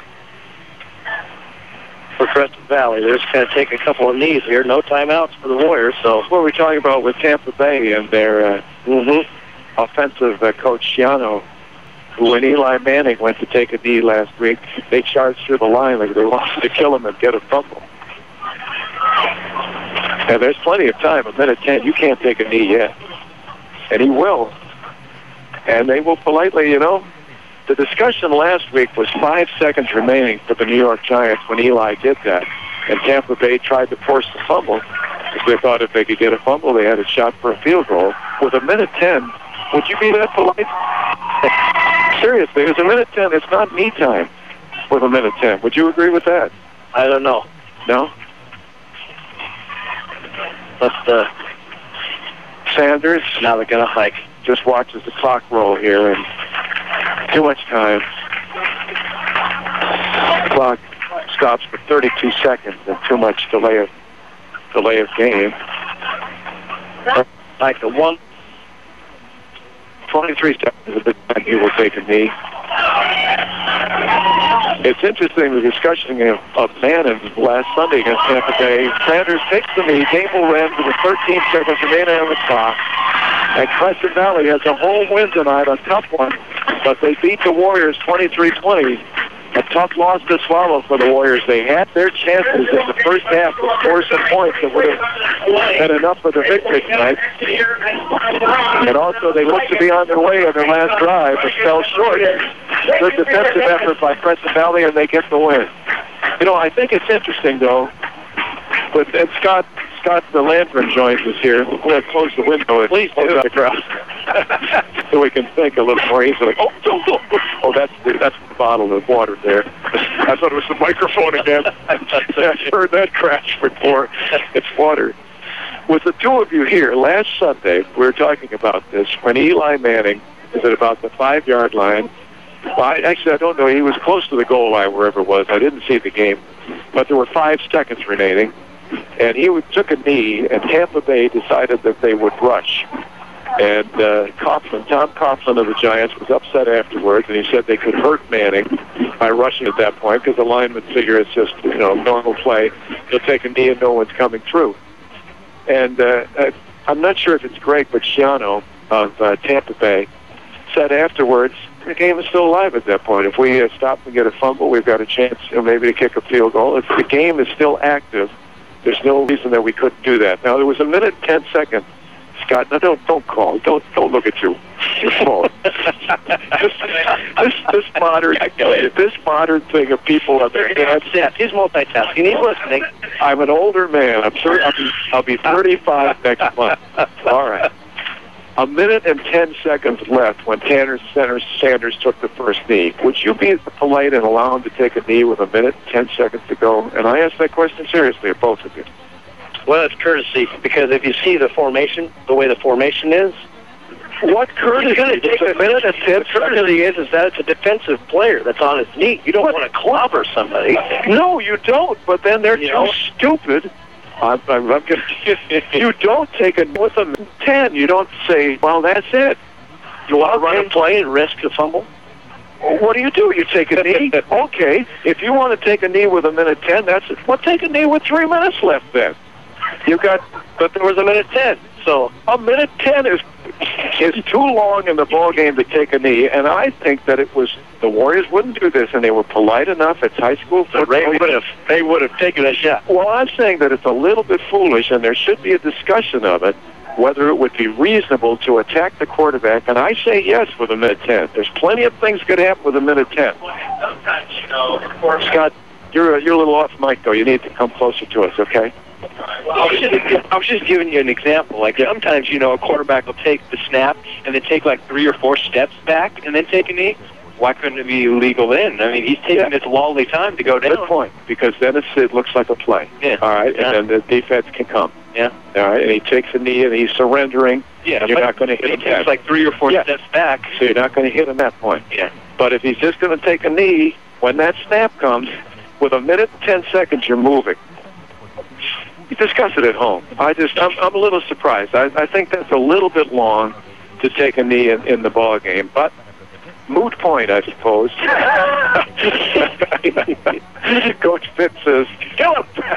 No, that's not the point. I understand the potential for injury. I understand. And the potential of running a play and turning it over. That's the other thing. You run a regular play, and I've seen it time and time again, one possession game, ball gets stripped, and all of a sudden the other team's in business.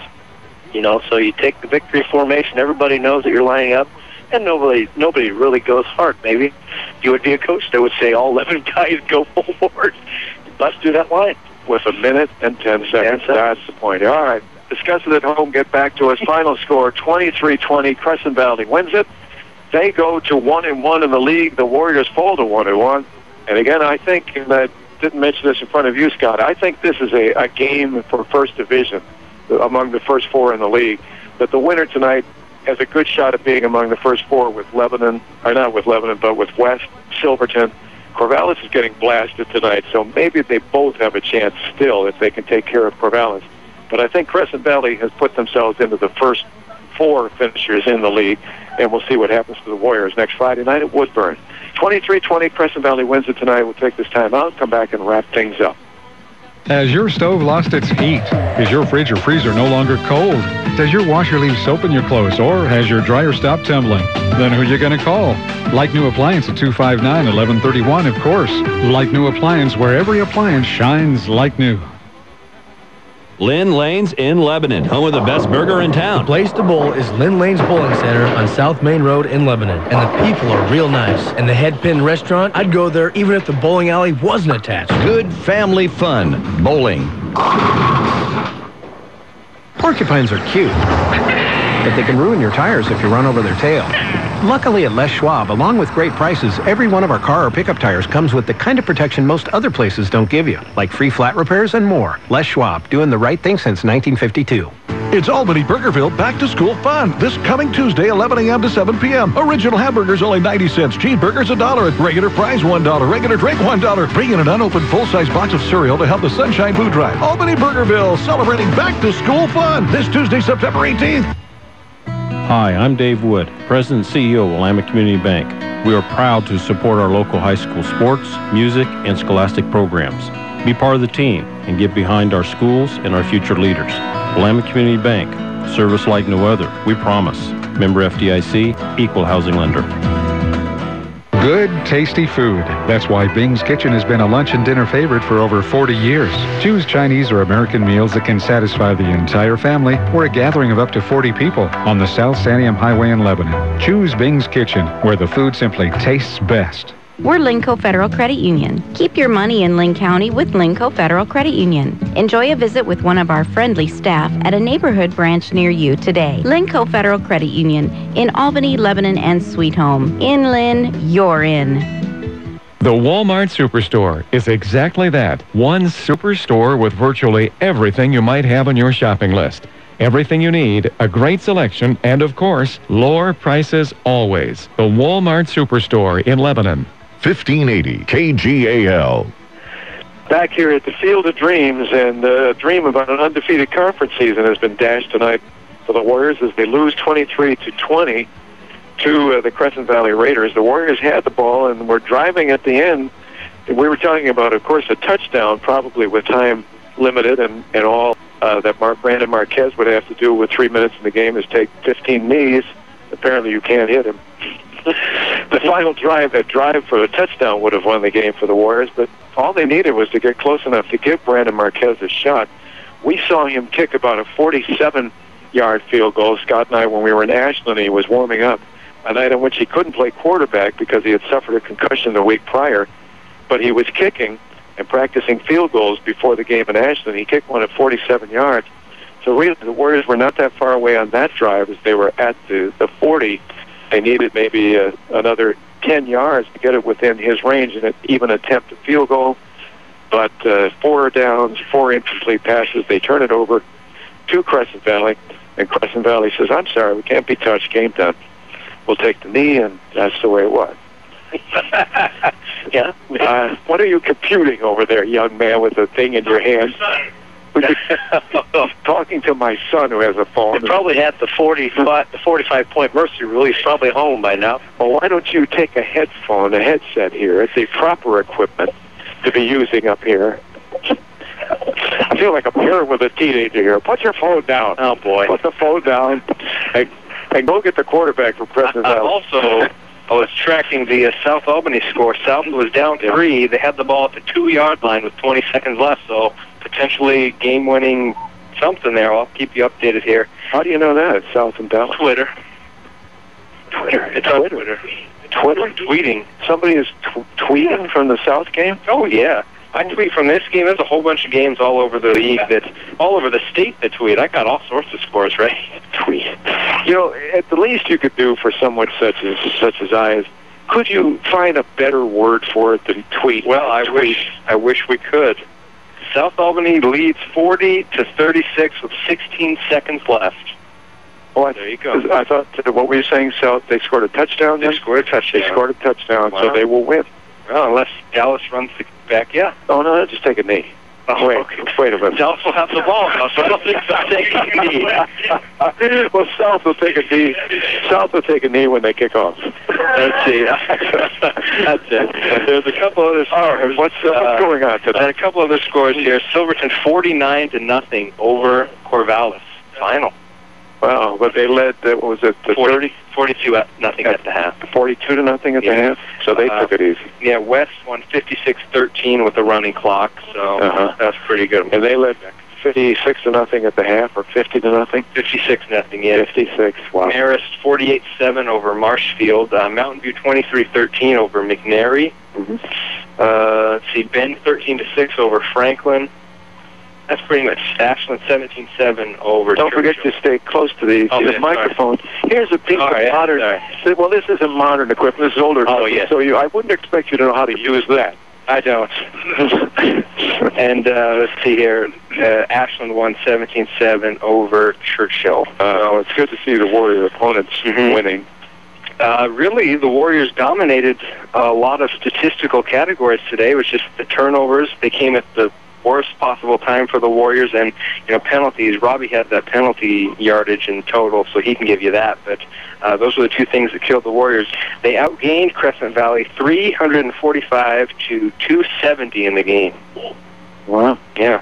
Let's see here, and the Warriors ran 65 plays to only 48 for Crescent Valley, so they definitely dominated that aspect of the game. I wouldn't have guessed that. I know the Warriors had the ball for long periods of time, getting short yardage on the runs, but I wouldn't have guessed 17 more plays. Yeah, they definitely, yardage-wise and time of possession-wise, they won. They turned the ball over down at the goal line, and then also when they were driving late in the game on that lateral pass, they turned it over there too. Tanner Sanders for Crescent Valley finished 9 of 21 passing, so not a great passing day, and a lot of his passes were high and wobbly and not really on the They were. That's target. what I thought, Scott. I was surprised. I expected him to throw better than that. He was intercepted twice in that first half, and threw the ball 3 times right at the Warriors, and a lot of the passes did wobble, but when it counted, he hit some key passes. He did have 129 yards passing and those 2 touchdowns and 2 interceptions, so he was good with the passes that he got. He just didn't get very many of them. He also had a couple rushes for 2 yards also. What about Jodison Lassen? You know what he had for the game? I do. He actually finished pretty good in the game. He ended up with, he had a couple of good carries there in the second half. 19 carries for 59 yards. I mean, not a great night, but they were using him a little differently out of his shotgun formation for them, and he got some good yardage. It was more like a read option type of thing, and he just handed it off, and he hit the hole a couple of good times. So. But I also said, I don't think I have ever seen a running back lose yardage so many times in a ball game, yet his team winds up winning. 6, 7, 8, 9. I have 9 negative plays for him. Is that right? So they almost half of his carries were negative yards, so not good for him. Jensen, a leading receiver, 2 catches, 52 yards, and a touchdown. Baumgartner, 3 catches, 32 yards. CV had 12 first downs. They were 4 of 12 on third down conversions. Now, for the Warriors, they had 22 first downs in the ball game. They were 8 of 16 on third down conversions, so that's good, right at 50%. Would you guess that, Ron? 8 of 16? No, I'm sorry. You're on your phone. I don't. He's on his phone. I'm not interrupt you. 8 of 16. No, 8 of 16 on third down. That's good. But would you have expected? I'll go back to the phone. What else have you got? Paying attention. See, it's the phone, right? You know, you get distracted there. He's putting that to shame. DJ could do 17 carries, 89 yards, and he got a touchdown in the game. Good for him. He has Pravatsky, 8 carries, 22 yards, also a touchdown. Farrell only carried it 2 times for 12 yards. Brandon Marquez was 7 of 20 passing, 84 yards. He did have a touchdown. He was better, in the second half, especially on that last drive. The last couple of times they got the ball. And he also ran the ball 18 times for 132 yards, so one of the better rushing performances by Brandon. You're also saying what was funny is that they were running better out of the passing formation. They were having trouble running successfully out of the running formation when they went into the passing formation. So maybe what they should do next week is run out of the passing formation, pass out of the running formation, and we've got a victory. It would be, that'd be good. It'd really fool Woodburn next week. Hopefully the Warriors can... Hopefully they don't have to go to that. Hopefully not. Woodburn. I heard you guys talking about Woodburn baseball earlier, right? Yeah. Did you know that they're going independent this year? The next 2 seasons they're going independent. They will not be in the Mid-Willamette Conference. So 7 teams will play, and nobody else is going to join the conference for baseball. None of that, like the NCAA. Well, I heard that they're redistricting in 2014 again to maybe change some stuff. 2014. So that's when maybe they're going to move down to a 3A level. I don't know. But yeah, I heard that. Well, the Warriors go to Woodburn next Friday night at 7 o'clock, and they fall short tonight at 23-20. Thank you, Scott. Nice job with the stats. Sorry you had to sit outside tonight. Wasn't too cold out there, was it? No, it's all right. Only freezing. Wait for a month. It'll get better. Crescent Valley wins at 23-20. Research Mannequins with the sale and research of mannequins from right there in Lebanon. Research Mannequins, they know their stuff. DJ Canoes tonight, early in the ballgame, had a lot of trouble getting outside as the Crescent Valley Raiders did a good job of stretching out the plays several times. Finally started to pick up in the second half and picked up positive yardage. Did a good job this evening. I would say that he would be my Research Mannequins player of the game, along with Brandon Marquez for what he did in the second half. His passes, he threw some pinpoint passes, and there probably were about 4 balls dropped in the game that might have been caught. You probably have to be an NFL receiver for a couple of them. Defenders were right on top. But he put the ball on the mark tonight, Marquez, I thought surprisingly well. Yeah, I would give it to Brandon hands down. Almost single-handedly with his legs and arm led the Warriors back to a victory tonight. And it's good to see some leadership out of that position, the quarterback position, or leadership period from this team. And that's what the coaches have been asking for all season. Is that as the season wears on, is what kind of identity this team's going to have. And here they stand 1-3, and I feel like the Warriors have left a lot of good plays, possible good plays, potential. The Bend game, there were some plays Obviously, Ashland, that was a little bit of a step back, but he felt like playing against an upstart South Albany team that was exciting program last week. A good showing with 64 points. But, boy, the defense, until the fourth quarter, the defenses for both teams, Ray, really were the stars of the game. And the Warriors had fits all night trying to figure out how to run to the outside. They couldn't run to the outside, and remember last week, that's where DJ Knuth made a lot of good chunks of yardage. So next week is a different team, Woodburn. Yeah. And but you got to try to get better each week, and hopefully the Warriors can get back. And Crescent Valley, boy, where was this play last week against West Albany?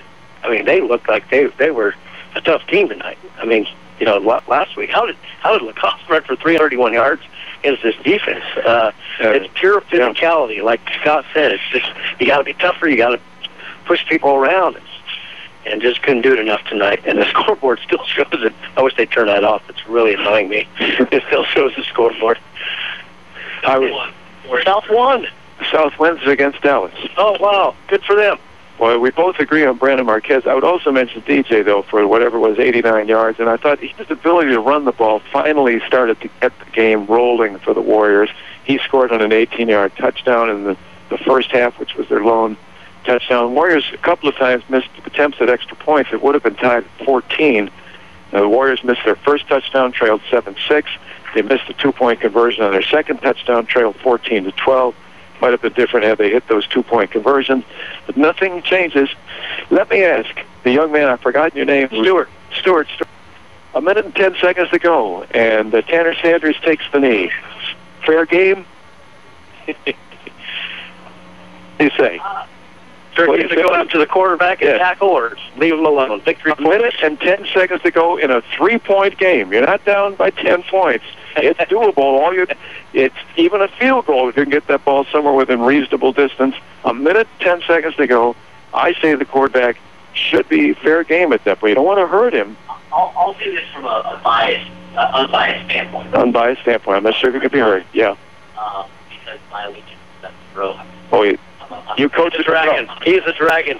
You coach a different row. No. I attended there. Oh. I helped coach there, yeah. All right. I think once a team decides to move in a victory formation, I say all bets are off. I say off.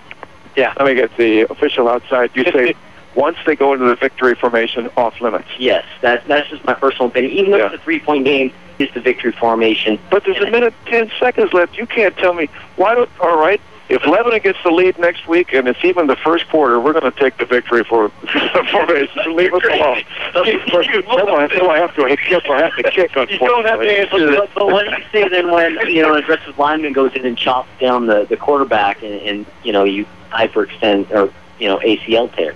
Well, I'm just giving you a hypothetical. No, I understand that, and I'm saying I know that's a possibility. That's why you, as the coach, should not ask him to do that with a minute, 10 seconds left, because the game is still viable. There still is the potential to win. Well, we better go and say goodnight here. People don't want to hear this. Thank you, Stuart.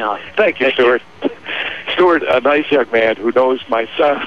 Give the regards to Ryan. Would you see him? And he's not a little mouse either. I don't need that. I've got one on my head. All right, that's it. 23-20, Crescent Valley wins it tonight. I think most people would disagree with me, but I still think that that's reasonable to be discussed, especially in light of what happened last week in the NFL with 5 seconds left in the ball game. Thank you, Ryan. Ryan, what's your name? Rob. Ryan, you're Scott. That's Scott. Scott Ryan. Thank you. Thank you. And Michael back at the station, and I'm not going to give my name tonight. A heck of an effort by the Warriors tonight, but they fall short. It's almost like 2 years ago when we came here to Crescent Valley. We felt it was a game they should have won. They lost 21-7 on a couple of good plays by their quarterback Chase Cochran and getting some open receivers. But the Warriors seemed to move the ball up and down the field, not score, lots of penalties. I should have asked you, but we're out of time. The interference call against DJ Knuth. You think so? The one down here where... Yeah, back about the 5-yard line? Oh, no, that one, no. But the one against... Yes, but not at the 5-yard line. He backed into the receiver. He was looking at the ball. Bad call. Good night. 23-20, Crescent Valley wins it. We'll see you next Friday night from Woodburn. Have a good evening. Thank you, Michael, for putting up with that. That's it, Michael. We're signing off for the night.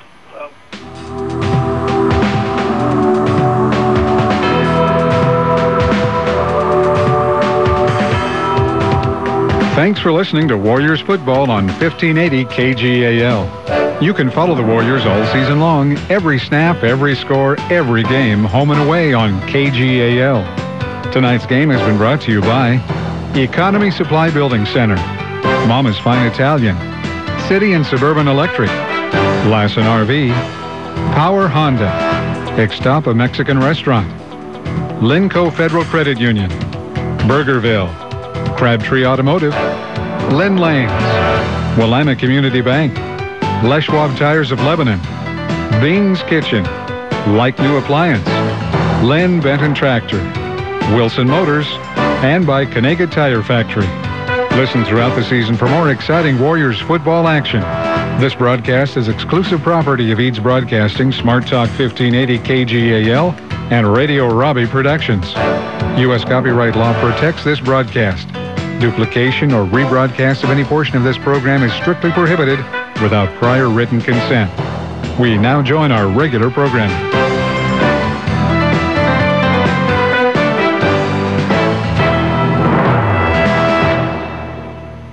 Into the woods and onto the waters. Listen to Northwestern Outdoors, Saturday nights on Smart Talk 1580.